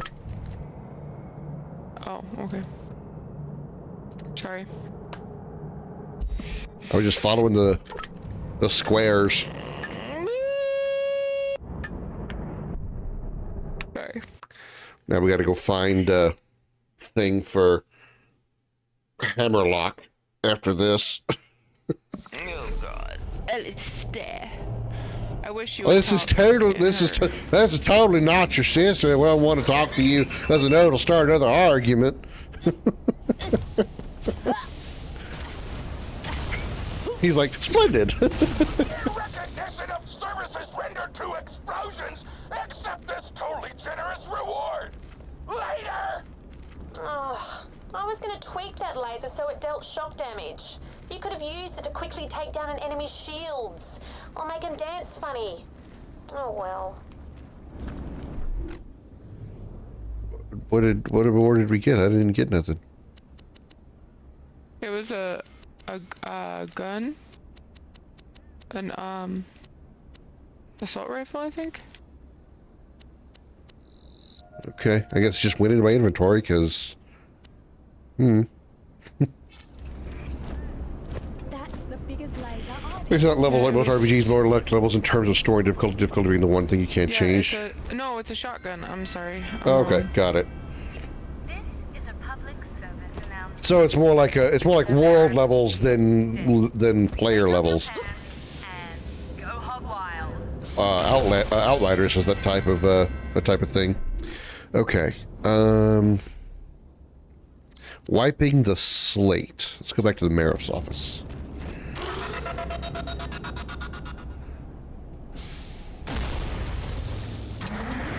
Hurry up, Colin, if you're come lay down. You roam around here, and then I give you room to get in my lap, and then you just leave.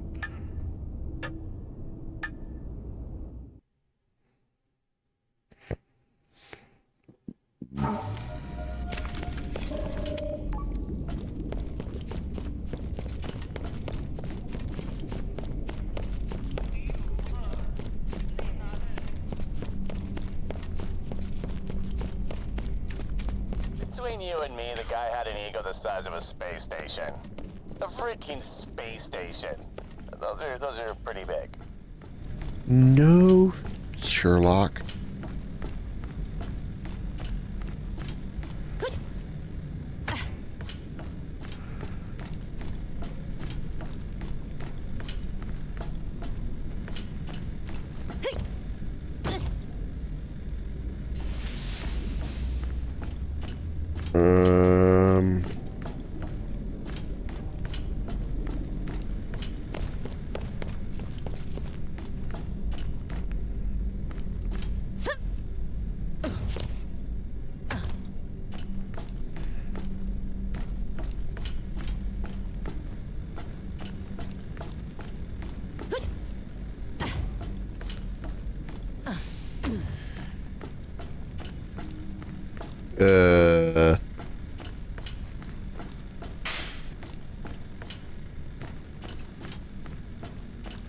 I no see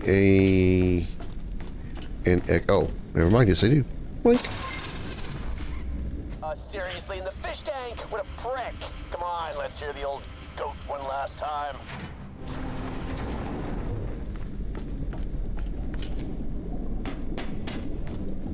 First day on the new job, and yeah, it's great to be king. I've worked bloody hard to get here, greased multiple palms, and kissed more than my fair share of asses. But it's worth it. Concordia needs someone like me to steer it through some choppy waters. Tough, fair, just the right amount of open-mindedness. And if a bit of extra money happens to fall into my pocket as I do my job, well, I'll just call that campaign finance. Feels great to leave Hyperion. There I was, just a small cog in a huge machine. But here, I'm a big fish. I really need to work on my visual metaphors. Point is, the future's rosy for Huckster T. Meredith, aka Concordia's new Merith. Merith.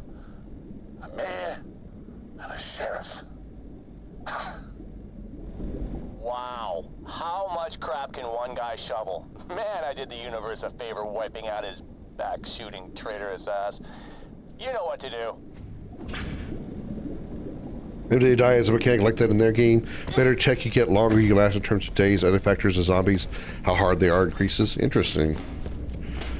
Oh. I thought I had to... Oh, that was therapeutic. Okay, keep snooping around for another one. I know I had to shoot it. I thought I had to throw it at something.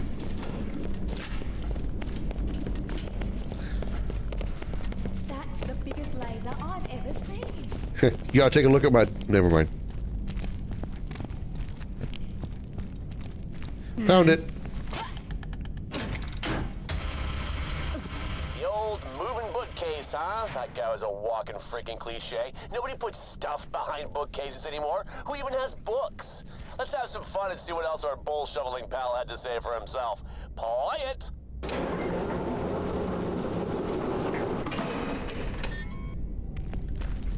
That's a... He has a Moxie doll. Things going according to plan. I'm richer than my wildest dreams. Popular. Alive. The other day, Philo Simmons, the guy with the weird leg, came to the office to thank me for the work I did with the food drive. Thanked me. Shook my hand. Tears in his eyes. Can you believe it? Trembling chin, the works. I'm a flippin' saint. Why can't I sleep anymore? Sure, I didn't use all the money on food, but a man's got to live. I mean, a little bit. I'm still what this place needs, aren't I? It's a hard universe, and yeah, I can still turn this around. I could still change. A guy like that doesn't grow a conscience overnight. He said it himself. He was happy to steal the food out of other people's mouths. Sure, it's a tough universe, but there's no excuse for being an asshole. Unless you're funny with it. Then it's kind of totally fine. But he wasn't even funny!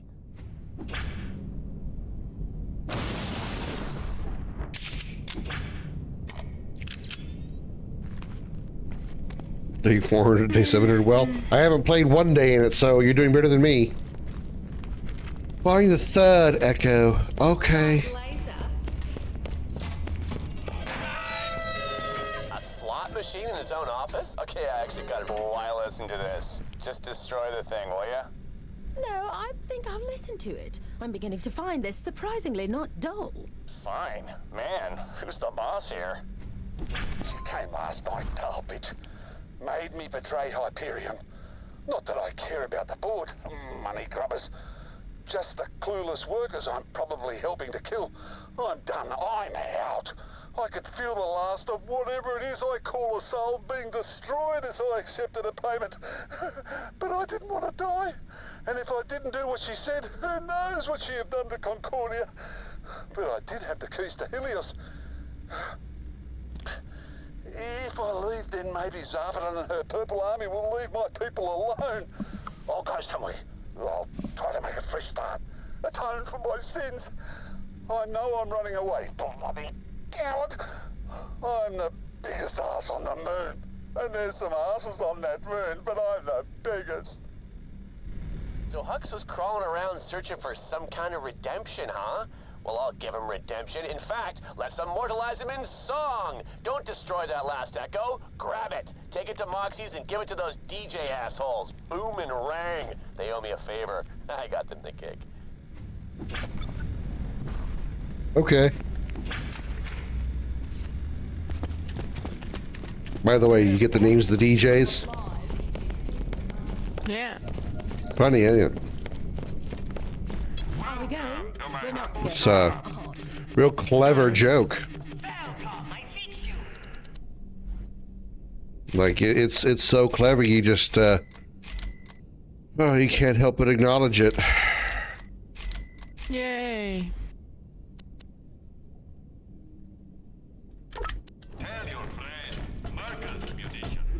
Wait, what is that?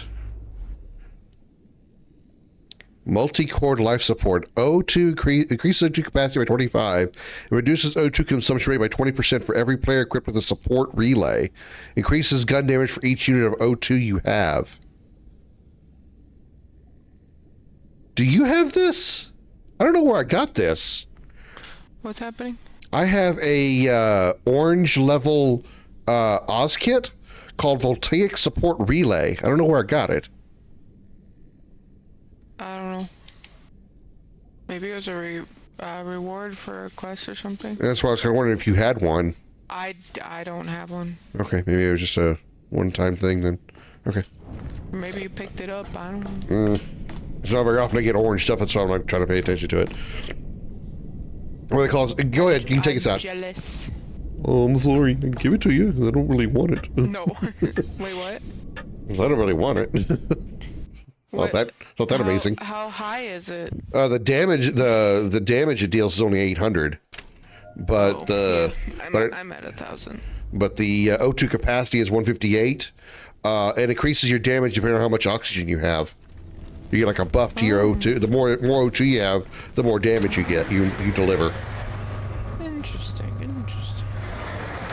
Well, they call it 7 days die. Every 7th day is a blood moon. Players call it Horde Night. Default is 16 zombies per player. Doubled that for the first Horde Night.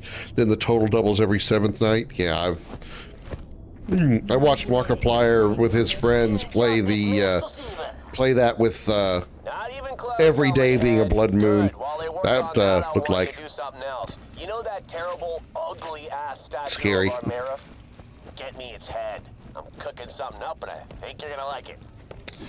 Before I do that, I want to spend. Care so much about the Marif. Because he betrayed him. Yeah, and it was his first kill, so he's like going on a blood high. Did you? Oh yeah, you do the same thing I am. Okay. Don't forget to shop at the black market thing for the. What you looking for? Ain't you bought something yet? Laser SD. Yes, please increase that. Hope it helps you kill stuff better. Holy crap! I done sold it. Ha! Idiot. Yeah, hope it helps you kill stuff better. You didn't get that from me. The Marif is dead. Take off your pants and go hog wild. Seriously? Okay. Works for me. Okay. Grenades would be the next one. Don't tell anybody where you got that. Don't tell no one. I have 1,100 laser rounds now.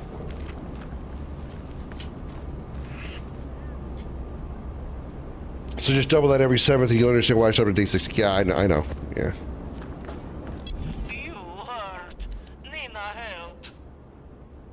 Chic Blue Blood class mod. Fire rate doesn't increase. 2 pod snappery skill. That increases my shield capacity.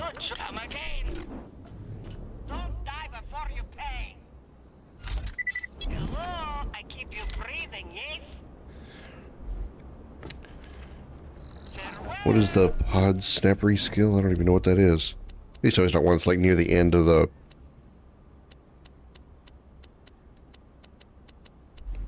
list. It is. Damn it. Improve shield recharge delay and fire rate with all gun types. The lower your health is, the greater the bonus. No. But that's fine. At least I got more shields. What can I tell you if it were on the easy difficulty, I set the zombie count to 3 per player, I would still say hell no to every night is Horde night. Yeah.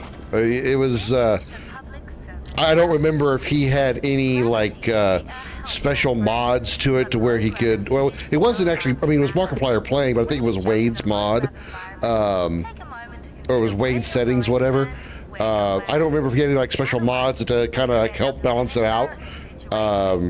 I'd have to like go back and find the videos again, but it was pretty crazy because when Wade said every night is a blood moon, Mark's like, oh no, what are you doing? Whatever. This is gonna be fantastic.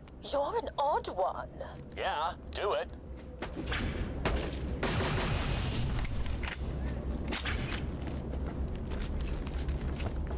Good. You are gonna love this. You know that rocket in town? Well, we're gonna have ourselves a little launch party. You did a pun. Good for you. I know you're comfortable, but my ankle, my poor ankle. Okay, that's better. It's okay. You can stay here.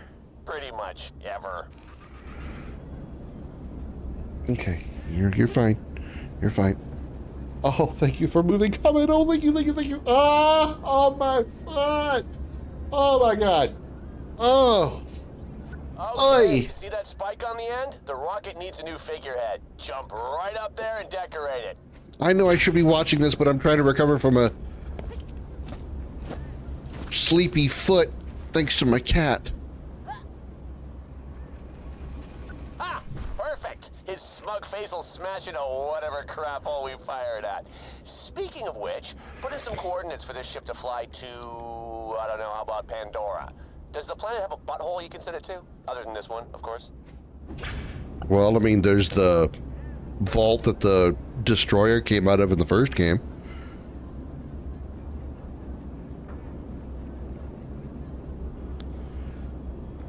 Okie dokie, looks like we're ready, people. Should really have a bottle of bubbly to smash against the side, but whatever. Launch it! Also, let's get some party music going. Hey, DJ assholes, let's hear that remix. I have music turned off so we can't hear it. We don't get to hear the remix. Counting down. 5, 4.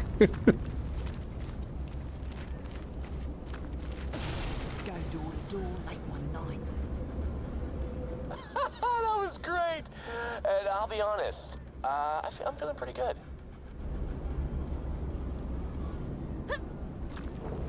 Oh, that's the thing we did. Good job, Emo. And by we, I mean you, because I really didn't do anything. I think I shot the head off, that was it. Obliterating people is fun. Let's do it again sometime.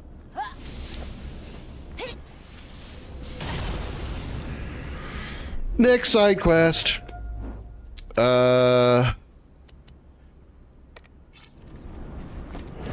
Teacup Geese. Rough love. This is for Nina. You, Nina, heard she helped you, yes? Nina sent you coordinates, yes? You found suitor number 1. Suitor number 1. We're going to play matchmaker for Nina, apparently. That's what I'm guessing they're doing. And this is probably a shitty Russian accent, but it's the best I got. It's in Triton Flats.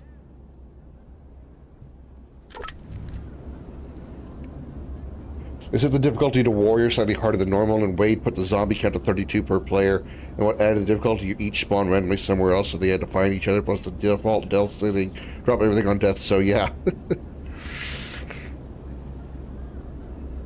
I've never really had a desire to play DayZ or 7 Days to Die or anything like that. I just, you know, the whole. Sorry. You're good. You're good. Oh, terribly sorry. The whole. I mean, I'm just not much for survival games in general. You know, like the Arks, the 7 Days to Die, the. Those things, it's not for me.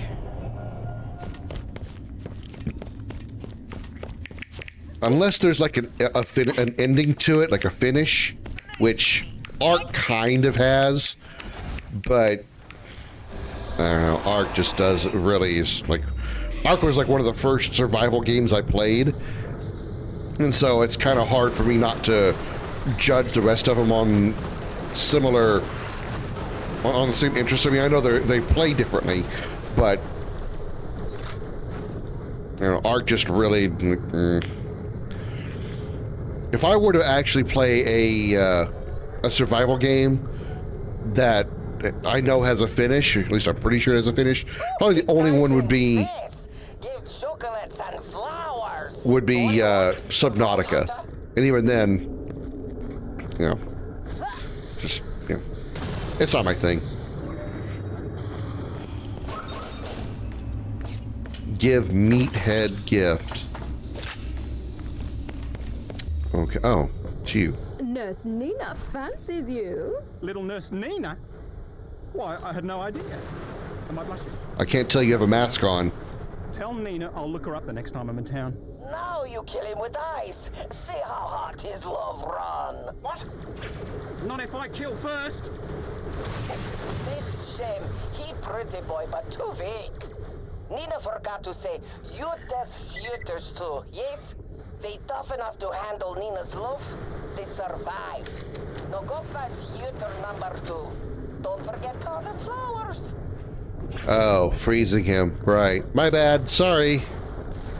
Forgot. She wanted me to freeze him, but oh well. Instead, I just liquidated him with pure acid.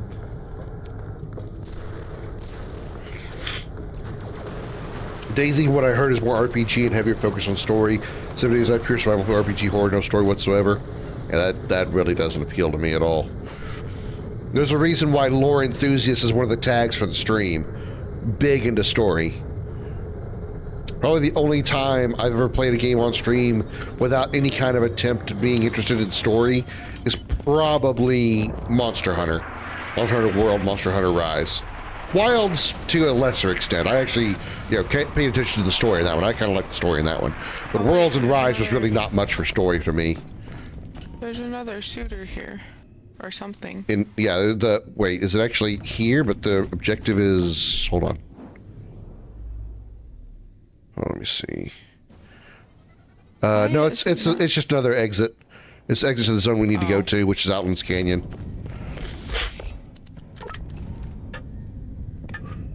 You can try survival stuff, make it only so air and health is your worry. Either way, deep story. Yeah, I mean, that's why I say probably if I were to like pick one of the ones that I know, like from the small selection of survival games that I know, Subnautica would probably be the one that's most up my alley. But you know, I have so many other games that I would rather play that I don't like Subnautica enough to overwrite them.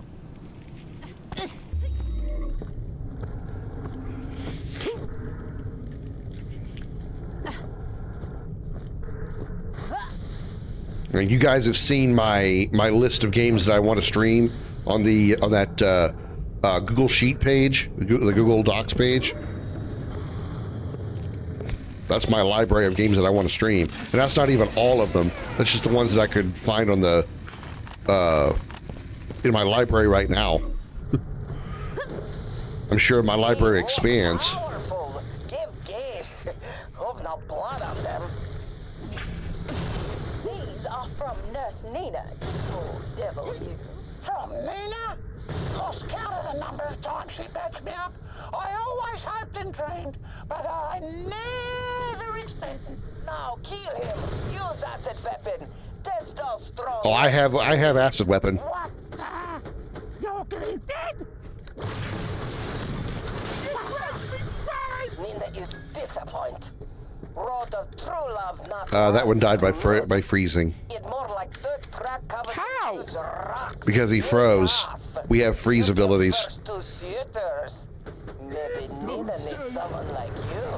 Yes? No, Nina keeps same plan. Fight shooter number 3. Don't forget garden flowers. They've much money.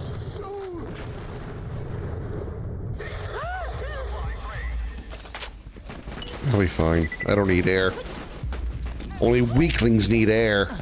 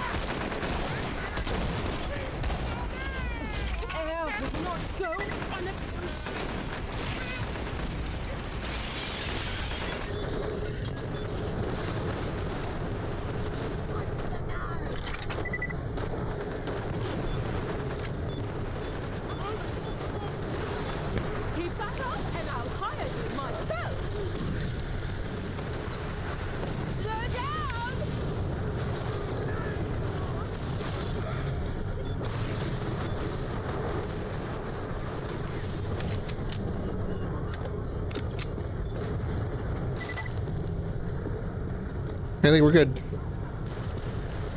Whee! Medicine? One day, my dog got bit by a frenzy crush hiding in the tall grass. Eyes went red, lips went blue. Acted normal otherwise, though. I thought maybe she was immune. Maybe I caught a break.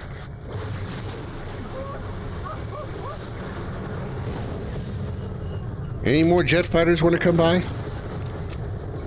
Alright, suitor number 3 is located where... Oh, it's still in this area. Okay, we just gotta walk a bit. As I begin my playing party Zomboid, that one is pure survival and brutal across the board. There's story, but from what I've gathered, you have to really look for, which good luck, since the game doesn't really allow for much room relaxing unless you are heavily stocked on everything.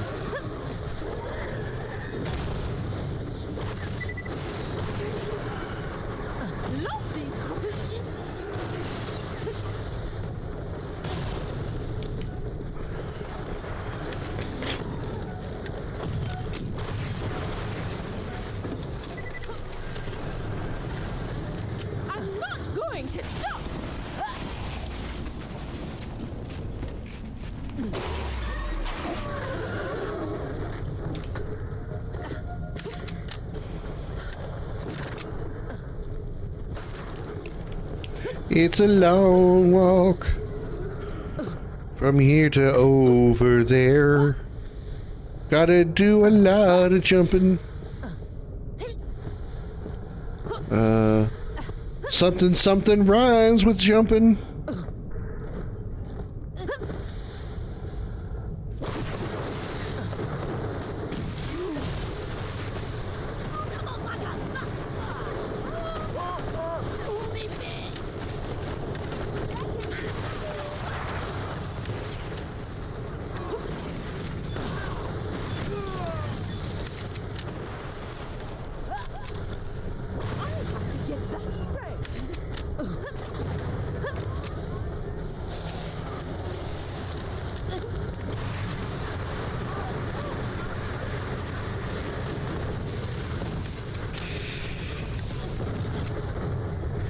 Fine, suitor number 3. We're in a search it out area, huh?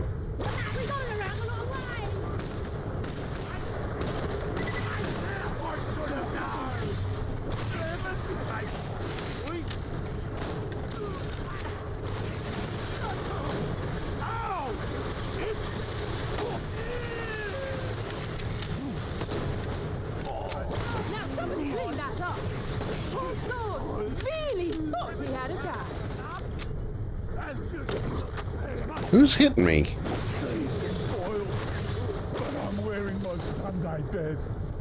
But I'm wearing my Sunday best. Okay.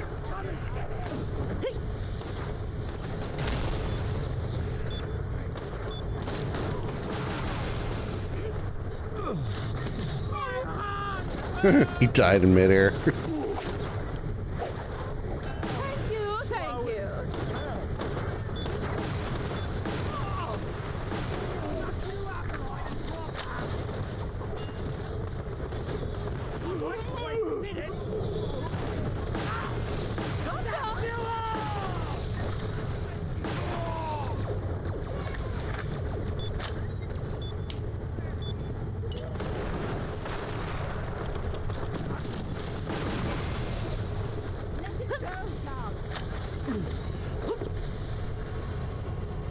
I said we gotta go up for it.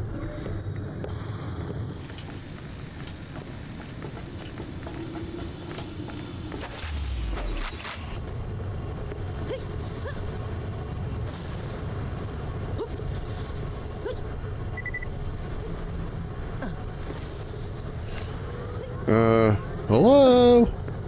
Hello? Hello?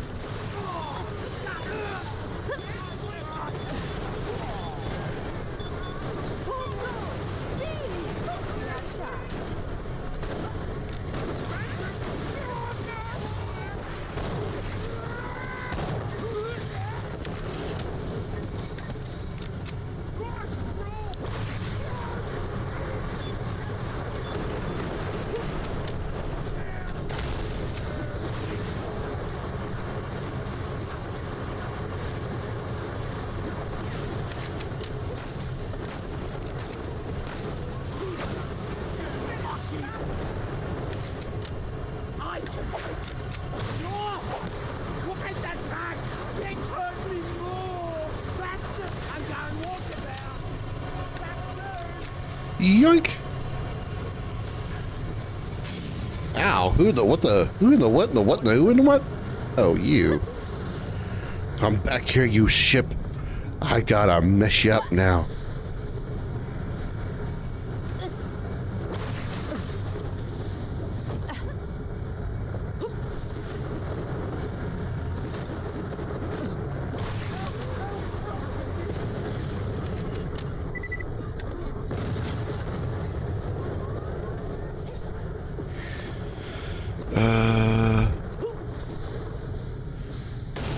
Still not fighting anybody. Ah, must be you. See his hands? Strong. Good. Give gifts. I know you, don't I? I do something for you? Nurse Nina, eh? Well, tell her that's very sweet and all, but I'm not interested. What? He reject Nina's love? Kill him with fire so he burns in my angry. Ha! I won't go down easy.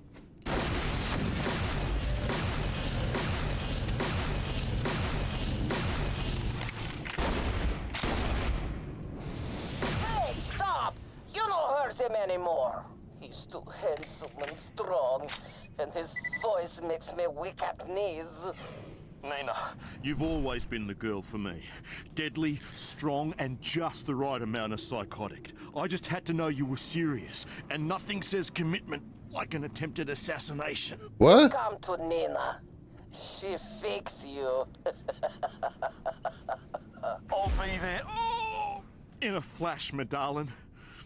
Thanks, Vault Hunter. I owe you a debt of gratitude. That delicate petal's been on my mind ever since I first laid eyes on her. Dude, your ass is literally bleeding. Your literal rectum is actually bleeding. You should, like, not be standing here talking to me. You really should get that fixed.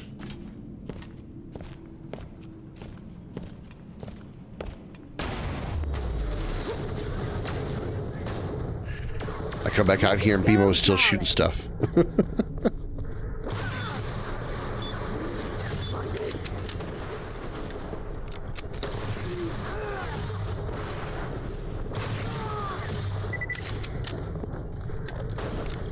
Oh my god, how many more enemies are out here?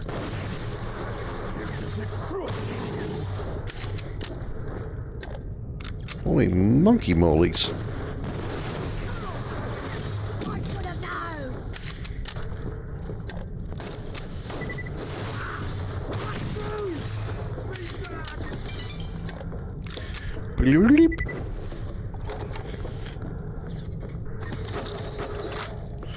Okay, next quest.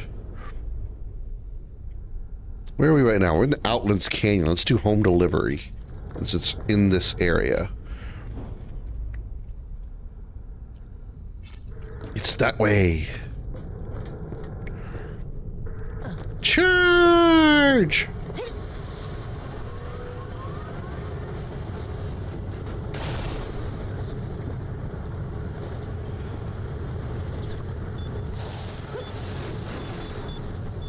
Uh-oh.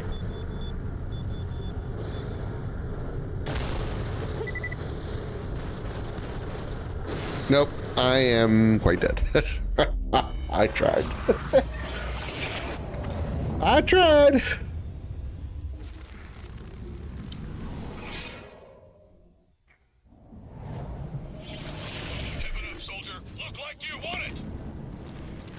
Well, I mean, all I can do is go north now. The crater of misplaced enthusiasm.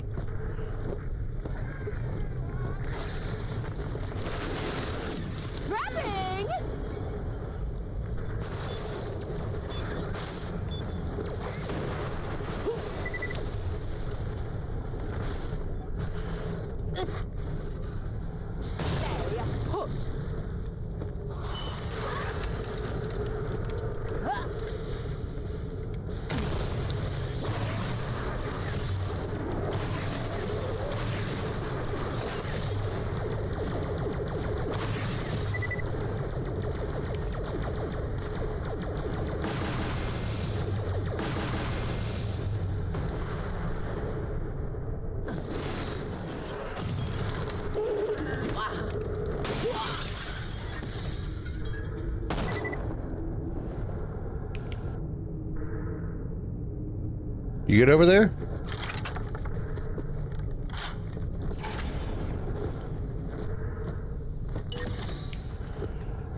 For me? No, I'm talking to my chat. Yes, you. Oh, yeah, I'm good. Yahoo! Yahoo!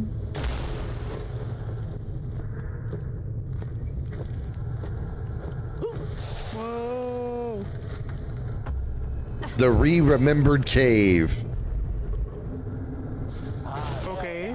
I need the little ones. Those big ones must be parents. Don't seem too friendly, do they? Oh well. Wormhole threshers. You'll need to murder things.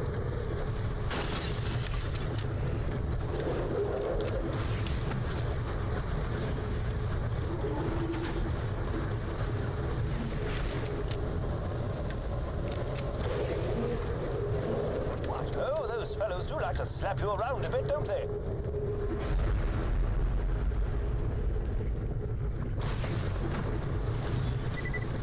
Now try catching a few of the little ones. Be sure to keep them alive, somehow.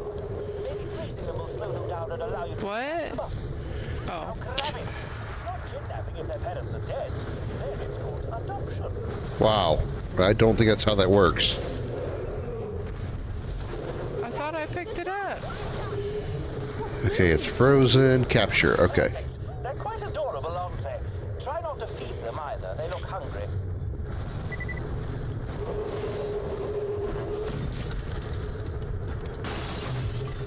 You gotta catch them before they shatter. I don't have any freezing power. Yeah, mine just expired. Unless you have a freezing weapon.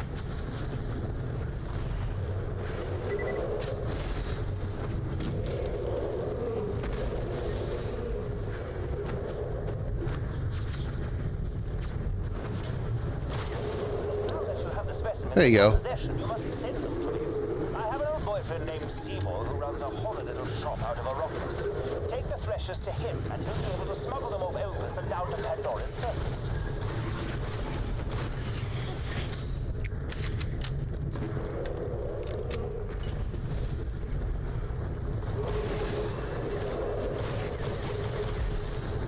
Hey, level 18. Congratulations.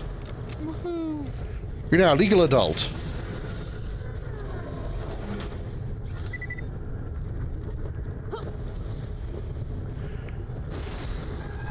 There's just a bunch of lame shields.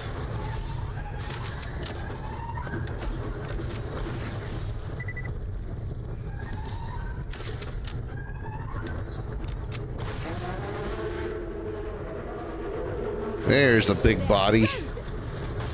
Dead.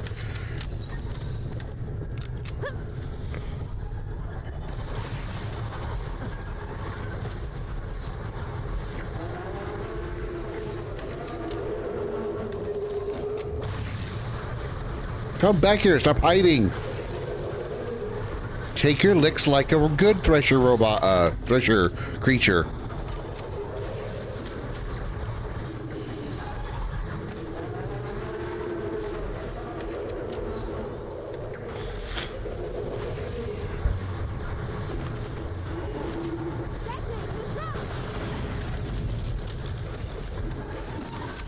Now somebody clean that up.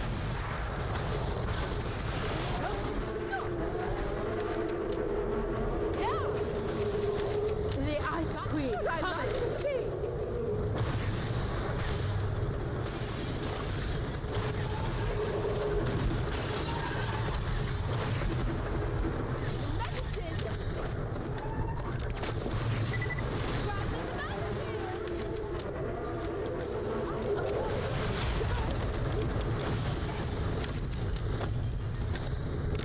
Okay.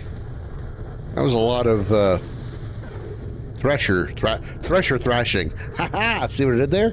Wordplay! Only ones I could see you enjoying most from my recommendations, Subnautica 1 and 2. Though you'd probably like 2 more because story is more direct, but both do have a story. Goals, Heat, Death.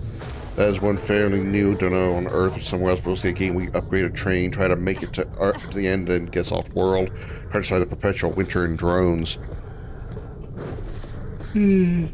You're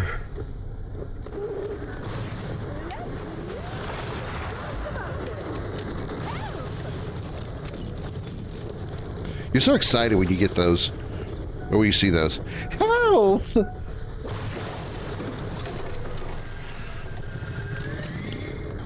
Sarah, in post-apocalypse, think like Fallout, except every animal is a mutated monster to know full story. But what I gathered with food, water, survival stuff, they seem mainly bright. It's really minor. The YouTuber who played died way more often than monsters than lack of food and water.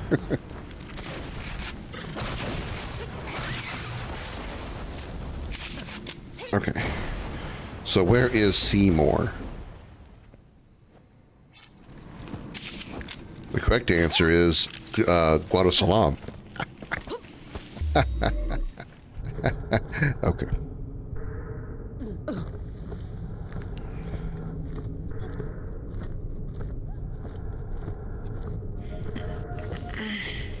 Oh.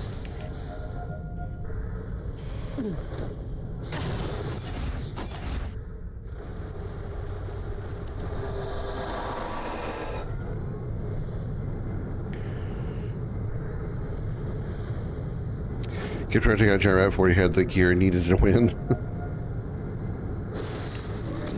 Well, I mean, sometimes stubbornness wins out.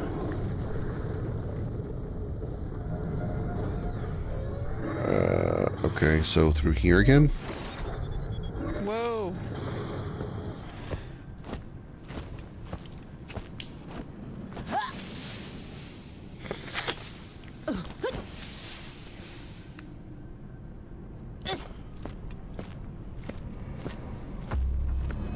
Seymour Silo.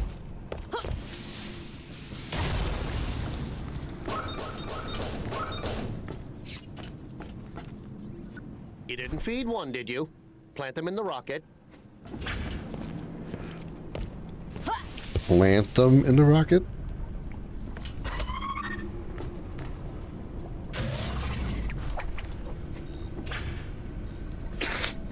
Okay. Wouldn't say to the moon, but we're already on the moon. It's actually waving. They're actually waving at us. The parcel tracking application on this Echo device indicates the rocket shall be delivered right on schedule. Bolt Hunter, talk to Seymour again and he will convey your reward. Those threshers are actually waving goodbye to us. Wonderful. At least now we know how the threshers ended up on Pandora.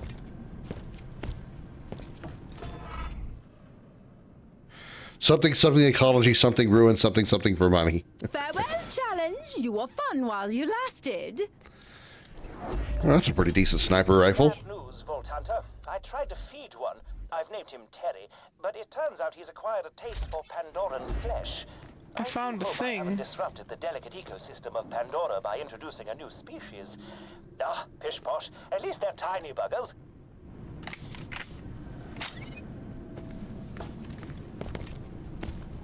I found a weapons cache, but I can't get to it. Every time he thought he had collected too much good stuff prior to fighting and dying to it.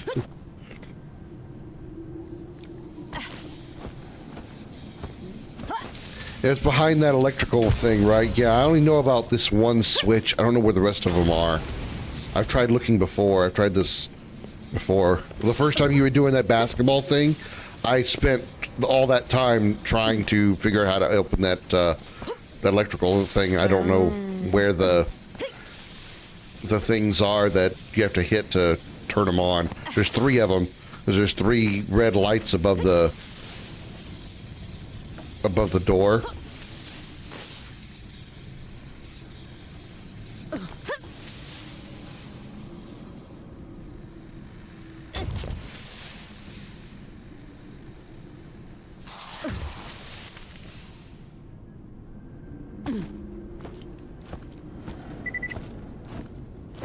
Wow. Learn some manners.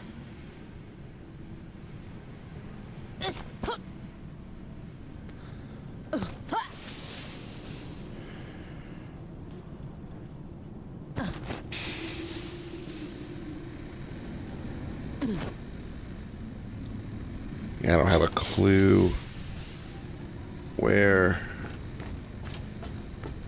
they would be. Okay, next objective.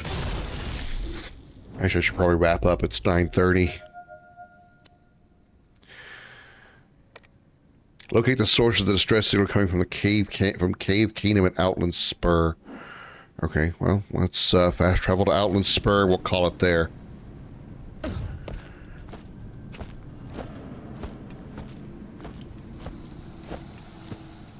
Oh, you're doing it. Nice.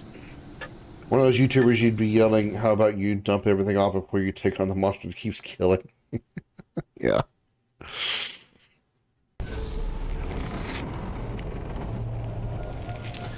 Alright. Oh, yeah.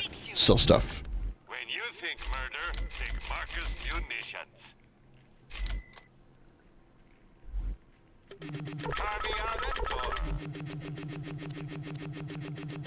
May it keep you safe in your travels. Good luck. You buy from Nina, yes?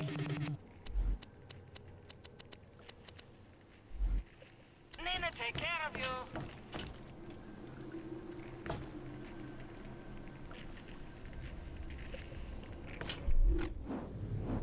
I have 3 badass tokens.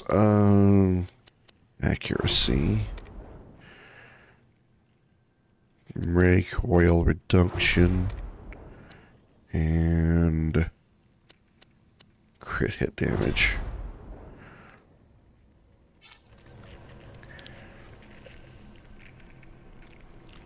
Don't forget to buy some red needles because you're at half health.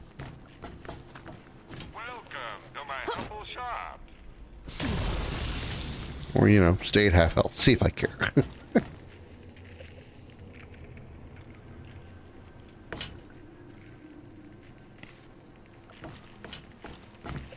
When you think murder, think Marcus munitions.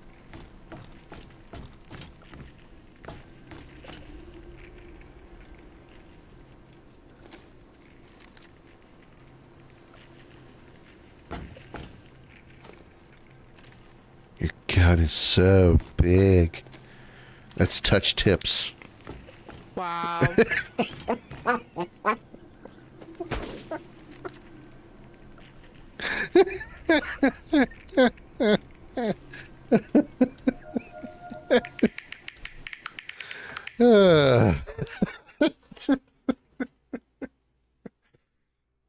Okay. Thanks for playing. Thanks for playing, Bimo. Yes, of course. We'll do this tomorrow when you're free. Okay. Good night. Night.